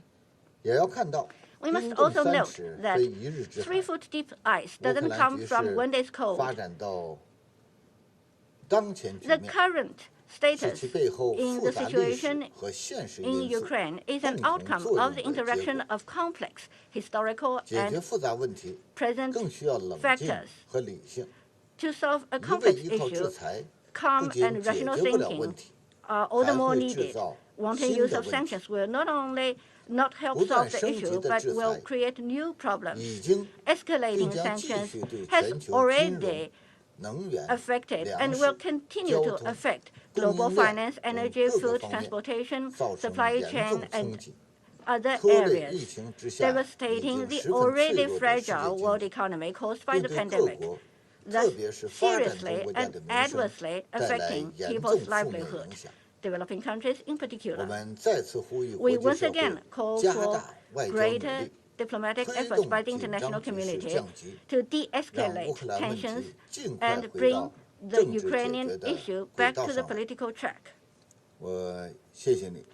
Thank you, Mr. President. أشكر ممثل الصين على بيانه وأعطي الكلمة لممثلة إيرلندا. Thank you very much, Mr. President, and I'd like to thank Under-Secretary General De Carlo also for her briefing this morning. And Minister Rau, I'd like to wish you a very warm welcome to the Council and many thanks for your informative briefing earlier. At the outset, I'd certainly like to express Ireland's admiration and appreciation to the Government and people of Poland for your generosity and solidarity to those fleeing the war in Ukraine. We in Ireland are also fully committed to supporting the humanitarian response. Mr. President, the Helsinki Final Act, signed in 1975, laid the foundation for what is now the OSCE. As an inclusive forum where East and West could meet, the OSCE, with its unique concept of comprehensive security, has served the European continent well for almost 50 years. As a founding member of the OSCE, Ireland regards the organisation as a vital instrument for European stability and security. We greatly value the OSCE's work on conflict prevention and resolution, its activities on human rights, and its regional role under the UN Charter. As we now experience another tragic episode in Europe's long and often violent history, the work of the OSCE takes on a renewed significance. The Russian Federation's relentless, unprovoked and unjustified attack on Ukraine casts a dark shadow across our continent as innocent civilians in Ukraine suffer unbearably, and we watch a humanitarian catastrophe unfold. Ireland once again strongly condemns the Russian Federation's invasion of Ukraine, a sovereign and an independent country, and calls on it to uphold its international obligations. The Russian Federation must immediately cease hostilities, unconditionally withdraw its troops from the entire territory of Ukraine, and refrain from using further threats or the use of force of any kind against Ukraine or any other OSCE participating state. We urge it to turn away from war and choose the path of dialogue and diplomacy, not bullets and bombs. Mr. President, Ireland welcomes the priorities for 2022 outlined by the chairperson in office of the OSCE. I want to assure Minister Rau of Ireland's full support in his important role. As Under-Secretary General De Carlo said earlier, the OSCE is a unique organisation extending from Vancouver to Vladivostok. It is the embodiment of a vision for Europe's security architecture, a vision of creating a different relationship for resolving issues between states. Its strength lies in its value as an essential forum for free and open engagement. This is why we welcome in particular the renewed European security dialogue initiated by the chairperson in office, aimed at using the full potential of the OSCE as a platform for dialogue. Since 2014, the Special Monitoring Mission in Ukraine has made a significant difference to the lives of people living along the contact line in eastern Ukraine, away from public limelight. The mission negotiated local ceasefires, enabling repair works on critical civilian infrastructure, giving millions in eastern Ukraine access to fundamental services. It was an indispensable, impartial voice and the eyes and ears of participating states on the ground. Allow me to express our sincere condolences on the death of Marina Fanina, the SMM national member killed by shelling. We commend the OSCE for its evacuation of staff, and we recognise the evacuation as a temporary measure and acknowledge that the mission is working differently right now and is ready to resume its monitoring work. We stress the importance of an OSCE presence on the ground into the future. Mr. President, while the eyes of the world are rightly focused on Ukraine, we are mindful that the institutions and field offices of the OSCE continue to operate throughout the region. Indeed, it's vital that they do so. Ireland continues to support renewed efforts towards a negotiated, comprehensive and sustainable settlement of the conflict between Armenia and Azerbaijan, particularly on the long-term status of Nagorno-Karabakh.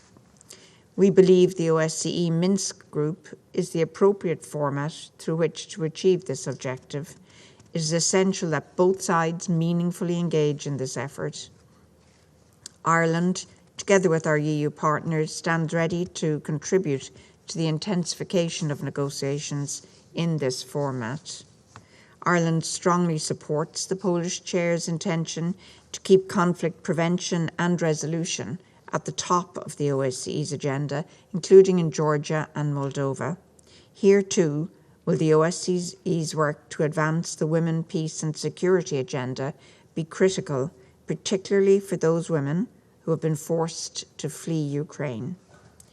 We also welcome Poland's emphasis on responding to new and emerging threats to regional peace and security, such as violent extremism and attacks in cyberspace, as well as the challenges we may face in a post-COVID environment through effective multilateralism.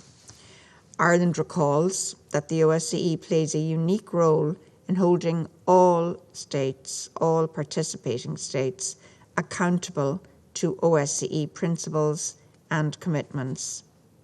The inclusion of civil society is essential in this regard. We fully support the OSCE's work on democracy and human rights and reaffirm our steadfast support for the invaluable role played by the OSCE autonomous institutions, in particular the Office of Democratic Institutions and Human Rights, whose work on election monitoring we support without reservation. In conclusion, Mr. President, the OSCE's comprehensive approach to security is as pertinent and relevant as ever. Respect for human rights, the rule of law, and economic and environmental progress are all essential elements for sustaining peace and prosperity. We look forward to working closely with the chairperson in office to ensure strong, complementary partnership between the UN and the OSCE. Thank you, President. أشكر ممثلة إيرلندا على بيانها وأعطي الكلمة لممثل الهند. Thank you, Mr. President. At the outset, let me begin by welcoming His Excellency Professor Rau, Minister of Foreign Affairs of Poland.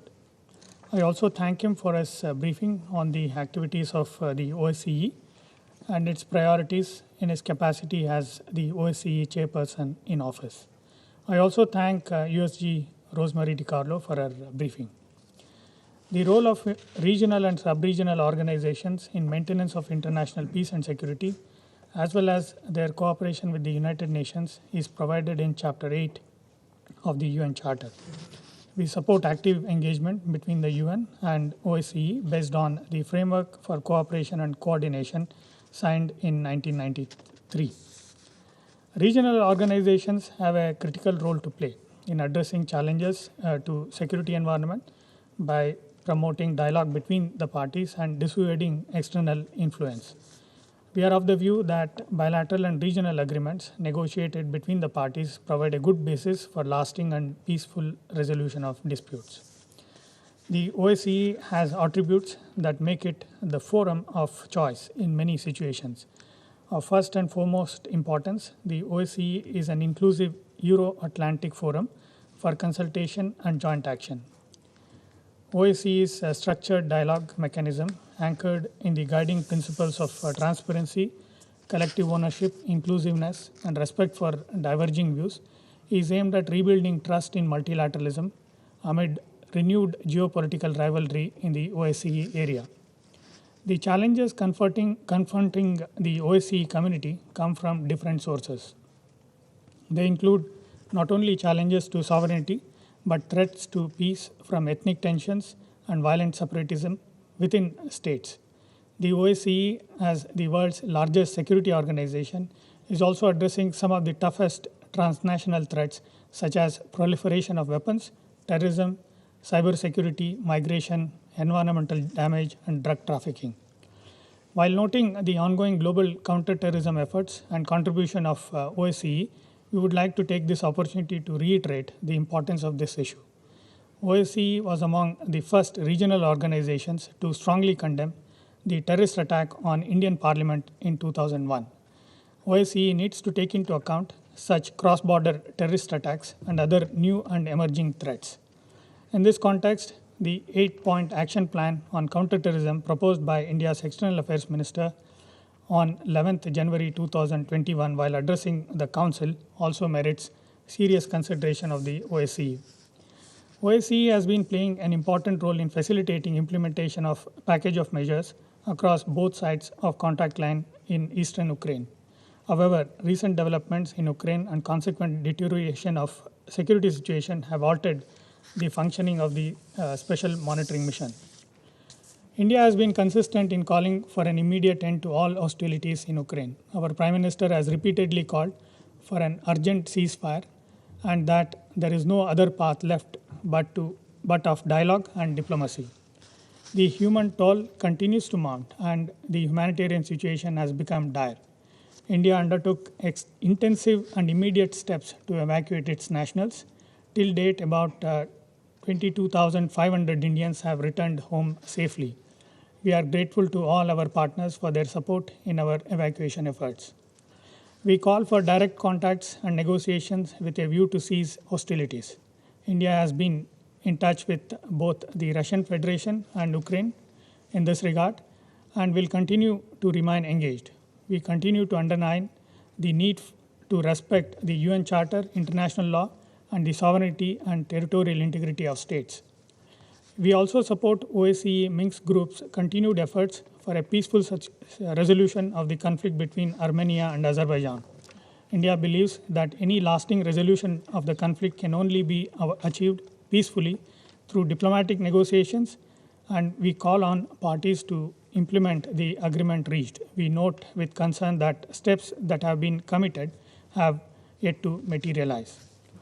To conclude, Mr. President, we recognize the significant contribution of OSCE to the promotion of a rules-based international order and strengthening multilateralism.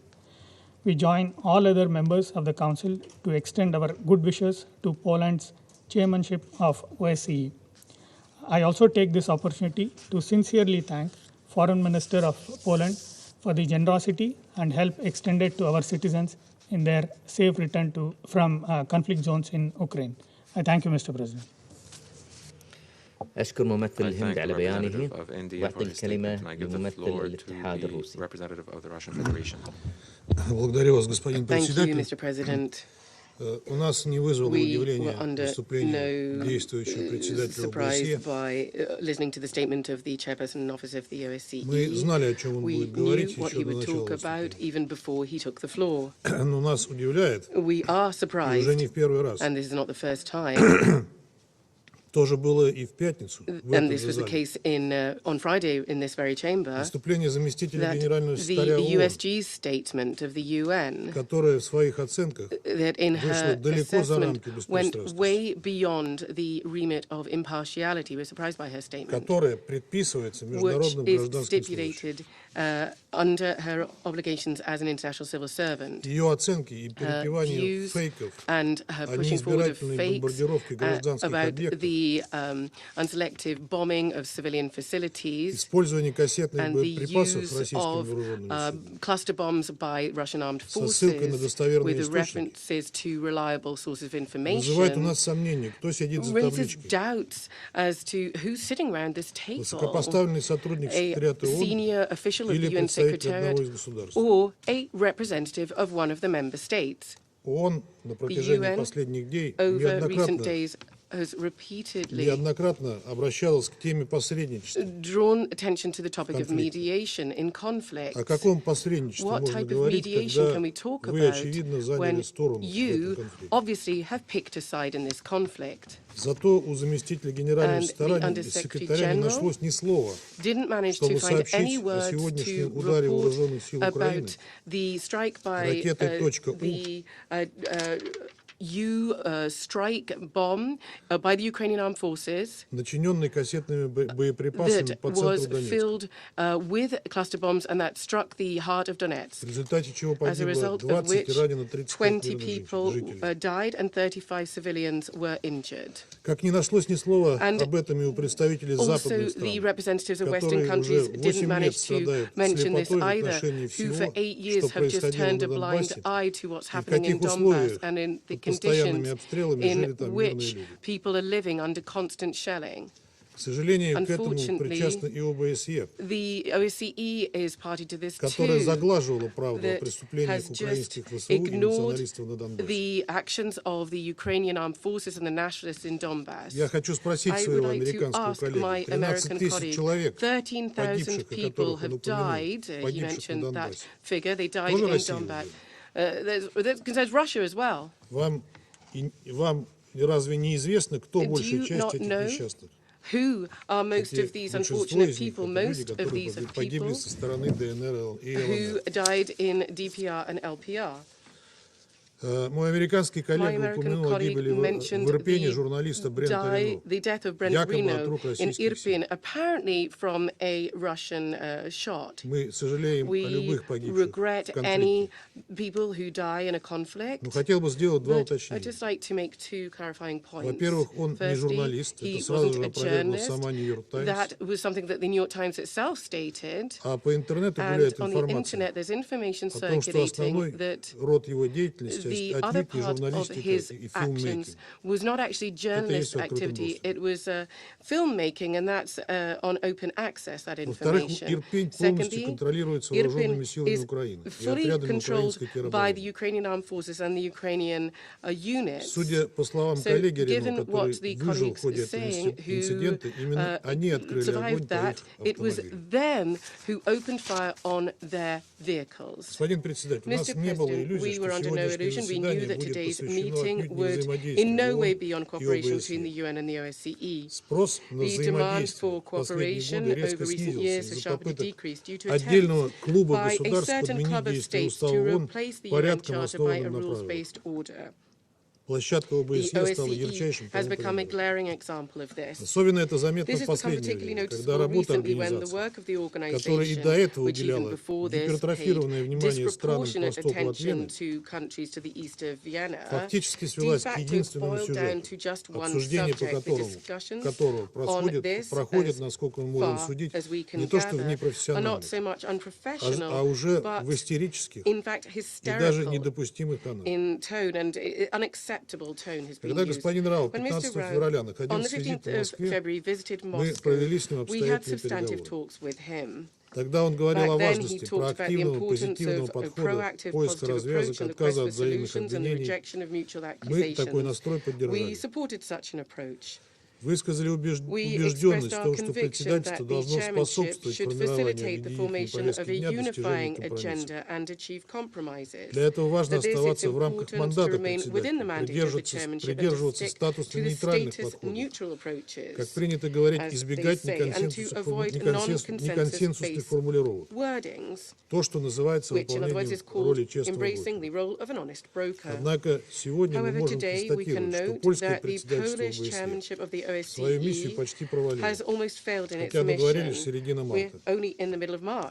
Уже 5 марта по итогам переговоров с государственным секретарем США господин Рау высказался в том духе, что председательство ОБСЕ будет координировать действия против одного из государств-участников организации. Это вопиющее нарушение Польши мандата действующего председательства ОБСЕ, утвержденного на СМИТ в Порту в 2002 году, а также решение Постоянного совета ОБСЕ за номером 485 о публичных заявлениях.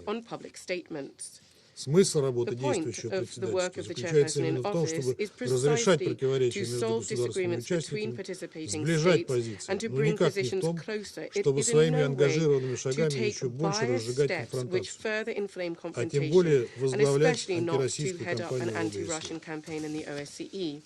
Сегодня от господина Рау, а также ряда коллег, мы услышали утверждение о том, что России якобы предлагали обсудить озабоченности по вопросам безопасности в ОБСЕ, но она отказалась. Это неправда. Мы не отвергали запущенный польским председательством соответствующий диалог, однако подчеркиваю, что для его успешного проведения нам надо получить ответы от Соединенных Штатов и индивидуальных стран-членов ОБСЕ о том, как они видят на практике реализацию принципа неделимости безопасности. Поскольку мы получили только отписки, причем не от стран, а от Евросоюза и НАТО, к которым мы с этим вопросом не обращались.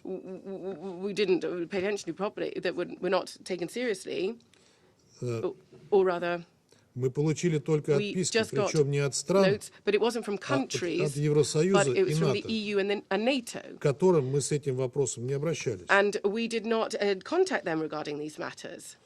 Говорить о том, что на площадке ОБСЕ запущен какой-то полезный диалог, kind of helpful dialogue has been started is absolute nonsense. По вине наших западных коллег ОБСЕ пока не смогла справиться с решением важнейшей, судьбоносной по сути задачи – достичь единого понимания фундаментального для всей архитектуры европейской безопасности принципа неделимости этой самой безопасности. Этот принцип требует избегать каких-либо действий, которые будут укреплять чью-то безопасность в ущерб безопасности любой другой страны. Все это закреплено во многих документах ОБСЕ, начиная с 1994 года, когда был принят Кодекс поведения в военно-политической сфере. Затем на высшем уровне была одобрена Хартия европейской безопасности в Стамбуле в 1999 году. В декабре 2010 года на саммите ОБСЕ в Астане этот принцип был в развернутой форме недвусмысленно подтвержден. Вместо этого западным лагерем во главу угла было поставлено право любой страны выбирать себе союзы. А про то, что этого нельзя делать в ущерб безопасности других, наши коллеги предпочитали не вспоминать. А сегодня господин Рау сказал, что Россия требует для себя односторонних гарантий. Детонатором глубокого кризиса европейской безопасности, сложившейся в силу упомянутых мною тенденций, стала ситуация на Украине. Полагаем, что и в этом есть прямая вина ОБСЕ, закрывавшего глаза на все то, что происходило все эти годы не только на Донбассе, но и на самой Украине. Есть в этом и роль польского председательства. Кто мешал действующему председательству, в том числе через своего спецпредставителя в контактной группе, добиваться от украинской стороны полного и последовательного выполнения Минского комплекса мер? Схема действий была абсолютно понятна. Прежде всего, обеспечить прямой диалог Киева, Донецк и Луганск, а также непредвзятость наблюдения за ситуацией силами специальной мониторинговой миссии ОБСЕ. От ее руководства требовалось конструктивное рабочее взаимодействие с властями Донецка и Луганска, как предписывает мандат этой миссии, одобренный Постоянным Советом ОБСЕ. Согласно этому мандату, миссия не должна была оставлять без внимания нарушение прав человека и свободы СМИ на всей территории Украины, не пропускать мимо своего внимания очевидные факты, которые говорили о разгуле агрессивного национализма, неонацизма и многочисленные случаи дискриминации русскоязычного населения. Помимо этого, на Украине приобрели массовый и систематический характер нарушения прав человека. Были приняты дискриминационные законы о госязыке, образовании и коренных народах, направленные прежде всего против русского языка и многомиллионного русскоязычного населения. Вместо этого мы столкнулись с откровенным подыгрыванием со стороны ОБСЕ, включая польское председательство украинским властям. А те категорически отказывались от ключевого положения Минска, прямого диалога с Донбассом, предпочитая разговаривать с живущими там своими гражданами, своими же согражданами, языком пушек и обстрелов. Откровенно саботируя собственные обязательства, Киев сделал все, чтобы разрушить Минские соглашения. Россия последовательно призывала Украину уважать чаяния жителей Донбасса и их законные стремления говорить на родном языке, обучать на нем своих детей, чтить память тех, кто освобождал эти земли от фашистов, а не тех, кто воевал на стороне гитлеровцев и убивал мирных граждан в годы Великой Отечественной войны. Но в Киеве нас слышать не хотели. В то же время Запад во главе США, вместо того, чтобы заставить Украину выполнить обязательства по Минским соглашениям, всячески ей подыгрывал, игнорировал саботаж Минска. Более того, страны НАТО накачивали Украину современным оружием, направляли военных инструкторов, всячески способствовали милитаризации региона. Такие действия своих западных покровителей в Киеве воспринимали как карт-бланш на проведение военных провокаций на Донбассе. В конце января-февраля февраля об отказе выполнять Минск в открытую заявило почти все высшее руководство Украины. Подтвердил нам это и украинский постпред в ходе заседания Совета Безопасности 17 февраля. После этого произошло резкое обострение ситуации вдоль всей линии соприкосновения. Фиксировались многочисленные факты нарушения режима прекращения. Снаряды разрушали дома мирных граждан, школы и другие объекты гражданской инфраструктуры. К сожалению, не обошлось без жертв. Существенно возросла угроза рецидива полномасштабных боевых действий образца 2014-2015 года. Население республики столкнулось с реальной угрозой прямого уничтожения киевскими властями. В нашу страну устремился поток беженцев. Как мы позже узнали из найденных украинских военных в ходе нашей военной операции документов, у них был приказ начать военные действия против ЛНР и ДНР уже в марте. Копии этих документов есть на сайте Минобороны России. Наша операция помешала этим планам. Сейчас против России развязана масштабная информационная война. Разрушенные ВСУ и националистическими формированиями объекты в ДНР и ЛНР западные СМИ беззастенчиво выдают за последствия нашей военной операции на Украине, тиражируя фальшивые соглашения о якобы неизбирательной бомбардировке украинских городов. При этом уже без каких-либо попыток оправдания вводится цензура, причем тотальная, информационного пространства. В этих условиях получить объективную информацию о ходе военной операции, а также отличить откровенные фейки, вроде якобы обстрелянного Россией Мариупольского роддома, жителям западных государств весьма непросто. Поэтому тиражирование неправды с трибуны Совета Безопасности мы воспринимаем как сознательную провокацию наших западных коллег. В настоящее время главная угроза для мирных жителей Украины исходит от вооруженных формирований украинских националистов, которые развязали настоящий террор в отношении своих сограждан. Массово нарушается международное гуманитарное право и права человека. Националисты размещают танки, артиллерию и РСЗО прямо у стен детских садов и школ, оборудуют огневые позиции на крышах домов, прикрываются женщинами и детьми. Попавшие в плен российские военнослужащие подвергаются садистским пыткам. Украинские бандиты снимают эти пытки на видео. Киевский режим бравирует показной жестокостью. Из тюрем выпущено большое количество уголовников. Преступным решением киевского режима стала раздача десятков тысяч огнестрельного оружия неизвестно кому. Только в Киеве это больше 10 тысяч стволов. В городах Украины теперь бесчинствуют вооруженные банды мародеров и грабителей. Бандиты расстреливают простых граждан. Нами также фиксируется массовое применение киевским режимом начиненных фосфором боеприпасов, что, как известно, запрещено третьим протоколом Конвенции ООН о гуманном оружии 80-го года. А кассетных боеприпасов, использовавшихся и использованных ВСУ сегодня в Донецке, я уже сказал, это почему-то не привлекает внимания. В этих условиях действующему председательству ОБСЕ в рамках одного из своих приоритетов помощи мирному населению, затронутому конфликтом, необходимо немедленно оказать политическую поддержку безопасной эвакуации гражданского населения из района боевых действий в ту сторону, в которую захотят выходить сами украинцы. Российские силы каждый день в одностороннем порядке открывают коридоры для выхода людей. Однако воспользоваться ими могут далеко не все. Киев не стесняется угрожать собственным гражданам, пытающимся выходить из городов.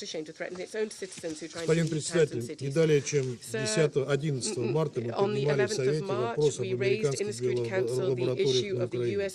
Не буду повторяться, хочу лишь еще раз предупредить об опасности попадания биоматериалов с опасными штаммами в руки украинских радикалов, которые, как показали последние дни, способны на самые бесчеловечные провокации против мирного населения украинских городов. Нам также поступают сообщения о возможных диверсиях в отношении объектов газотранспортной системы Украины. Кроме того, по имеющейся информации Минобороны России, украинские вооруженные формирования Ukrainian armed formations are actively preparing for active provocations with the use of chemical substances in order to accuse Russia of purportedly using chemical weapons. So on the night of the 9th of March, Ukrainian nationalists transported to Zolchev, to the northwest of Kharkov, about 80 tons of ammonia. On the 10th of March, the Ukrainian media started to disseminate information about how to protect yourself from a chemical attack. The way in which the thinking is going is no longer in any doubt, especially because our American colleagues, as we repeatedly heard from the lips of the PR, the US and the Security Council, has already given a clue as to who they intend to place the blame on for the dangerous turn of events. If this, God forbid, provocation actually takes place, don't say we didn't warn you. Mr. President, in conclusion, I would like to urge the chairperson in office to prevent the destruction of the OSCE. It's important not to forget that within it, a number of other topics are discussed which require members of the organization to pay particular attention to, in particular as regards the peaceful and comprehensive settlement of the conflict in Nagorno-Karabakh. A key role there is played by the OSCE Minsk Group. In current circumstances, the OSCE is really the only forum where European-wide dialogue is possible. There's need to have a think about the historic impact of your actions seeking to undermine any prospects for cooperation in the interests of security of all countries in Europe. Thank you.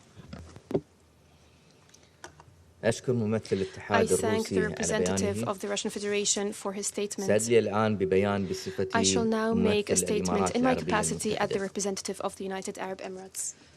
أود بداية أن أشكر كلا من معالي السيد At the outset, Zbigniew Rau I would like to وزير thank His خارجية بولندا Excellency ورئيس منظمة Zbigniew الأمن Rau, والتعاون Minister في for Foreign أوروبا Affairs of Poland and لعام Chairman in Office of the 2022 Organization for Security and Cooperation in Europe for الأمين العام للشؤون 2022, السياسية and وبناء Under-Secretary السلام General for السيدة Political and روزماري Peace دي Building كارلو Affairs, Ms. على Rosemary Di Carlo, إحاطتهما for their comprehensive briefings. الوافيتين.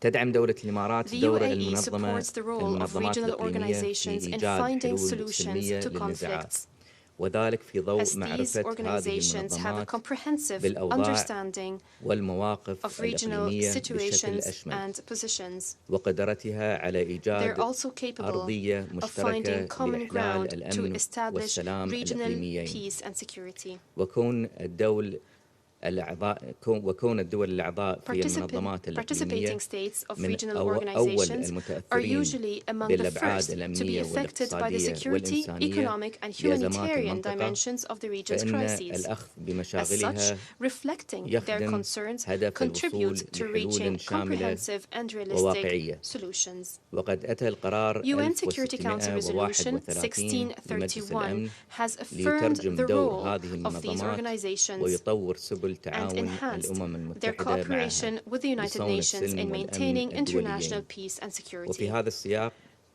يسعدني أن نرى الأمم We المتحدة are pleased تعزز to see the United علاقاتها Nations مع مختلف strengthening المنظمات its الإقليمية relations with various ومنها regional منظمة organizations, الأمن والتعاون في including the أوروبا Organization for التي Security لها and Cooperation in باع Europe. طويل في The العمل organization على has حل a long الصراعات history of working to وتهدئة resolve التوترات conflicts في and أوروبا ease tensions in ونرى Europe. أن We دورها believe هذا that أمر its ضروري role is اليوم essential today, لا سيما في particularly ظل given مواجهة that Europe أوروبا is currently حاليا facing أحد one of أكبر its greatest التحديات challenges التي in the past تعرضت لها 2 خلال decades. العقدين السابقين وفي ظل الأحداث التي تعصف بأوروبا As we في follow the الوقت current الحالي events engulfing والتي Europe with great نتابعها concern, بقلق شديد يمكن we الاستفادة من believe خبرات we can المنظمة benefit from the وجهودها expertise في and mediation الوساطة efforts لإيجاد of the حل organization للصراع to في find a أوكرانيا solution to the conflict in كما Ukraine. يكتسب دور The المنظمة role of this أهميته organization is also في ظل important استمرار considering the تدهور continued الأوضاع الأمنية deterioration of the والإنسانية security and التي humanitarian تلقي situation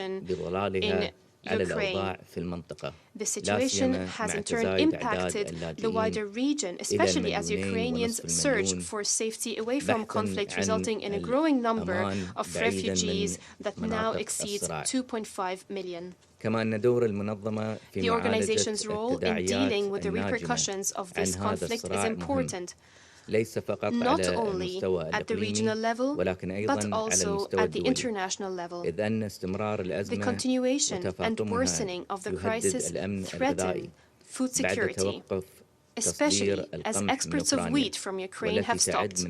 Ukraine is one of the 5 largest exporters of wheat in the world and an important source of wheat for the World Food Programme. This situation will particularly affect developing countries that depend on wheat imports amid an increase in its global prices.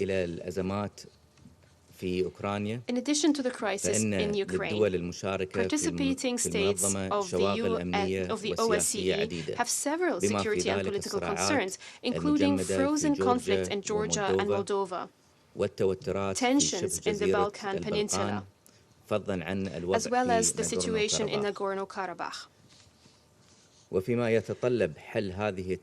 Resolving these tensions requires balanced diplomacy based on a holistic vision that champions dialogue and aims to address existing differences.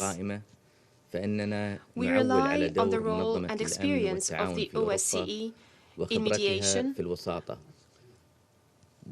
as well as the good offices of the OSCE Chairman in Office to find diplomatic solutions to the region's crises, based on the principles of sovereignty, independence, territorial integrity of states, and maintaining regional security and stability.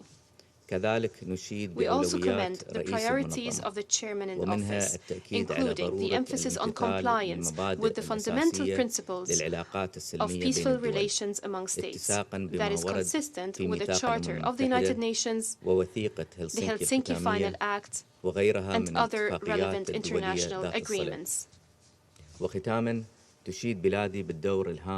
In conclusion, the UAE commends the important role played by the Organization for Security and Cooperation in Europe as an umbrella institution for various views and concerns across the region. My country, therefore, looks forward to the continued cooperation between the United Nations and the organization in the maintenance of regional and international peace and security. I resume my function as President of the Council. I give the floor to His Excellency Zbigniew Rau to respond to the comments being expressed at the meeting. Mr. President, Madam Under-Secretary General, distinguished ambassadors, ladies and gentlemen, thank you for this useful and timely debate and for allowing me to participate. I appreciate the interest from the members of the Security Council.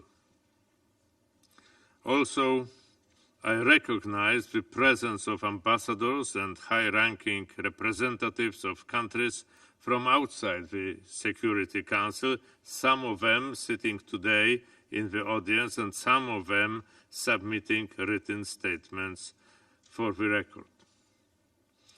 It is fair to say that the international community is currently at a critical juncture. Even before the current crisis, we saw the erosion of the practical implementation of Helsinki principles and commitments. Today, we should pay special attention to how fundamental UN and OSCE principles are implemented and how to react when those principles are violated. In carrying out my task as the OSCE Chairman in Office, I will be tirelessly calling on all participating states to abide by our joint commitments. I would like to reassure partners that I will not shy away from facilitating dialogue and seeking ways to advance settlement of the ongoing regional and frozen conflicts. As I indicated before, this will exactly be the focus of my upcoming trips to Moldova and the South Caucasus. Later, during the year, I will visit the Western Balkans and Central Asia. The ongoing non-compliance by an OSCE participating state may complicate this effort. However, I will do my best to attentively listen to all partners to promote our joint principles and commitments.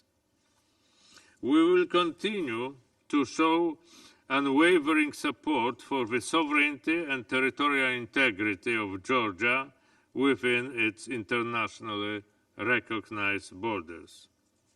We are determined to keep the conflict around Abkhazia and South Ossetia high on the OSCE agenda, as well as seek possibilities to support the communities affected by the conflict. I will make even greater efforts to increase the involvement of the OSCE, the Minsk Group and its co-chairs in resolving the dispute between Azerbaijan and Armenia. We encourage Armenia and Azerbaijan to engage in dialogue aimed at contributing to security, stability, and prosperity in the region. In conclusion, let me reiterate that only by reverting to UN and OSCE principles, we will be able to ease tensions and prevent military conflicts in the future. Thank you. أشكر معالي السيد راو على ما قدمه. أعطي الكلمة الآن لممثل أوكرانيا. I give the floor to the representative of Ukraine. Thank you, Mr. President, OSCE Chairman in Office, Madam Under-Secretary General, distinguished colleagues, and we have no doubt who sits in the Soviet seat behind the nameplate Russian Federation. The General Assembly gave a clear answer to this question. It is the aggressor state, not a shred of doubt. I would like to start with expressing my gratitude to the OSCE Chairman in Office for his briefing and in particular for his clear qualification of the Russian actions against Ukraine as unprovoked and unjustified aggression, which counter both the UN Charter and the Helsinki Final Act, all OSCE commitments and principles. Minister Rau, welcome to our regular intervention meetings, where members of the UN family gather around the aggressor state who is in denial and makes no effort to struggle with its addiction to killing innocent citizens. Indeed, both the UN and the OSCE are now at the critical juncture with all their fundamental principles being violated, flagrantly, openly, and deliberately. Violated by Russia, that has pretended to be a key stakeholder in maintaining international peace and security. Instead, it has been a main provider of insecurity and encircling itself with a belt of conflicts. On the 24th of February, Russia went even further, launching an aggressive war against Ukraine, the war that serves an illustration of what the UN founding members, and Russia was not in their list, a reminder to try to save succeeding generations from. I therefore commend the Chairman in Office for his strong commitment to pursue as his main priority the termination of the war on the basis of respect to the sovereignty and territorial integrity of Ukraine within its internationally recognized borders. We fully support human-oriented approach of Poland's OSCE chairmanship with a special focus on protection of the civilian population affected by conflicts. Russian troops continue to commit war crimes and crimes against humanity in Ukraine, erasing any difference with their Nazi predecessors 80 years ago. Cities and villages destroyed to the ground, mass graves, terror against civilians in the occupied territories, abduction and killing of representatives of local authorities, activists and journalists. I reiterate my call on the Security Council and today address this call to the OSCE chair, as well to facilitate release of Ivan Fedorov, mayor of Melitopol, Zaporizhia region, who was detained by the Russian soldiers on 11th of March. Now he is reportedly tortured due to his refusal to collaborate with the aggressor. Unfortunately, the Russian occupants step up their repressive practices, as yesterday they abducted Yevhen Matveyev, mayor of Dnipro-Rudne, another town in Zaporizhia region. Russia proceeds with repressive practices as it has completely failed to create an illusion of public support on the territories it temporarily occupies. Residents of Kherson, Berdyansk, Melitopol, Energodar, and other cities and towns in occupation have no fear to take to the streets to say to the occupants, "Go away, we are Ukraine," unarmed, staring down the barrel of a Russian gun. Russian attempts to employ in Kherson its usual practice of proclaiming a fake People's Republic was immediately rejected by the Kherson Regional Council that adopted at its emergency session on the 12th of March a statement that Kherson region has been and will be Ukraine. The mayor of Kherson solidarized with this statement. There is no place in Ukraine where the Russian troops are welcome. They feel it quite well and they have stopped restraining themselves. Mariupol remains the most powerful example. The toll of civilian casualties following Russian bombardments and shellings reached almost 2,200 innocent local residents. If you want to visualize it, just think of at least 11 General Assembly halls. So many citizens were killed in Mariupol. Early on Sunday morning, Russian rockets struck the Yavoriv International Peacekeeping and Security Center. 35 people were killed and 134 wounded. Russian Ministry of Defense tried to whitewash this crime by claiming it aimed the foreign mercenaries. This is not true, as only Ukrainian citizens were affected. Countering Russian aggression must be a centerpiece of the OSCE efforts to restore security in the European continent. We consider that the OSCE has to contribute to the implementation of the resolution ES/11-1, aggression against Ukraine, adopted by the overwhelming majority on the 2nd of March. We welcome the invocation of the Moscow mechanism, which is important to register all war crimes and crimes against humanity committed by the Russian Federation in its war against Ukraine.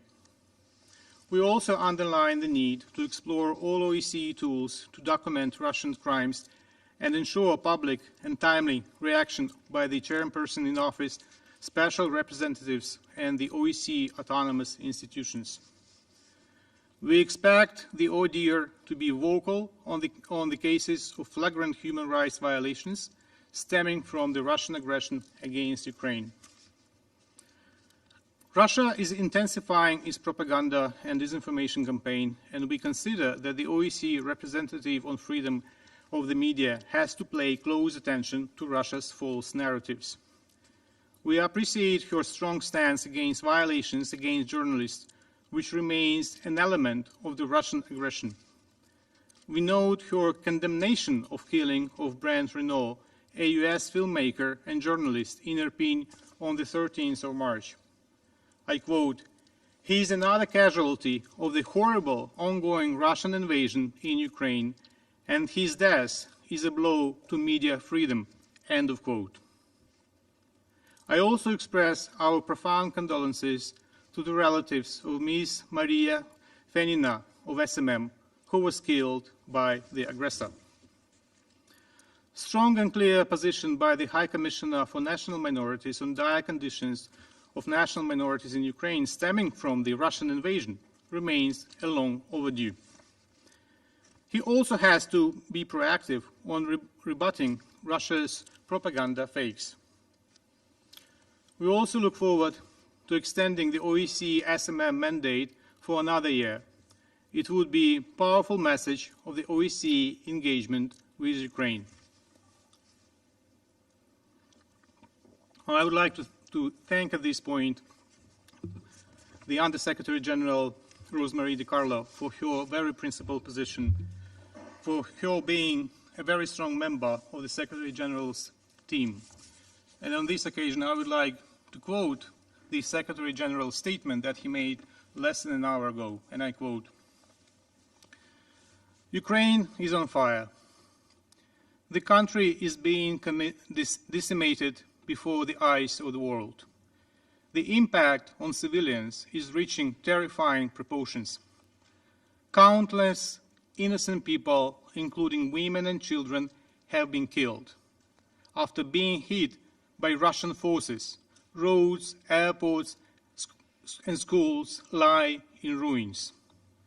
According to the WHO, at least 24 health facilities have been destroyed. Hundreds of thousands of people are without water or electricity. With each passing hour, two things are increasingly clear.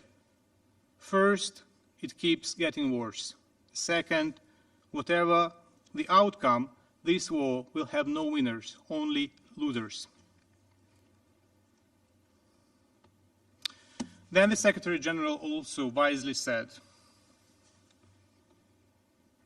"Yet there is another dimension of this conflict that gets obscured. This war goes far beyond Ukraine. It is also an assault on the world's most vulnerable people and countries. While war reigns over Ukraine, a sword of Damocles hangs over the global economy, especially the developing world. Even before the conflict, developing countries were struggling to recover from the pandemic, with record inflation, rising interest rates, and looming debt burdens. Their ability to respond has been erased by exponential increases in the cost of financing. Now, their breadbasket, that's Ukraine, is being bombed." End of quote. Dear colleagues, what is happening now is not only about Ukraine's survival. Unlike Putin and his henchmen, Ukraine will survive the Russian invasion. It's about survival of both the UN and the OSCE. And it is about the Putinization of Russia and its gradual returning to the tenets of international law in the post-Putin era.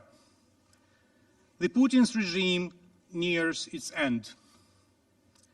At the same time, it has inflicted such a heavy damage on the Russian society that it would take decades to bring Russia back to at least the level of democracy it achieved in the 90s of the past century.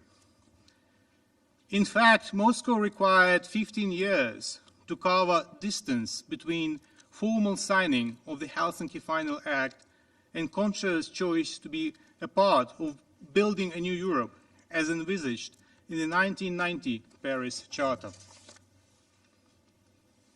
Eventually, Moscow failed. And yet we deem that now the OSCE should play a special role in getting ready to support post-Putin Russia on its future path back to the family of democratic nations under new leadership, with new ambassadors and new representatives. It's not an easy task, but we will not be able to break the vicious circle of violence without restoring respect by Russia of the fundamental principles enshrined in the Helsinki Final Act. I therefore call upon the OSCE Chair and the OSCE autonomous institutions to start considering the modalities of work with post-Putin Russia, as there will be no automatic return to normalcy, neither here in New York nor in the OSCE. And I thank you. أشكر ممثل أوكرانيا على بيانه. لم يعد هناك أسماء أخرى مدرجة على قائمة المتحدثين. رفعت الجلسة. The meeting is adjourned.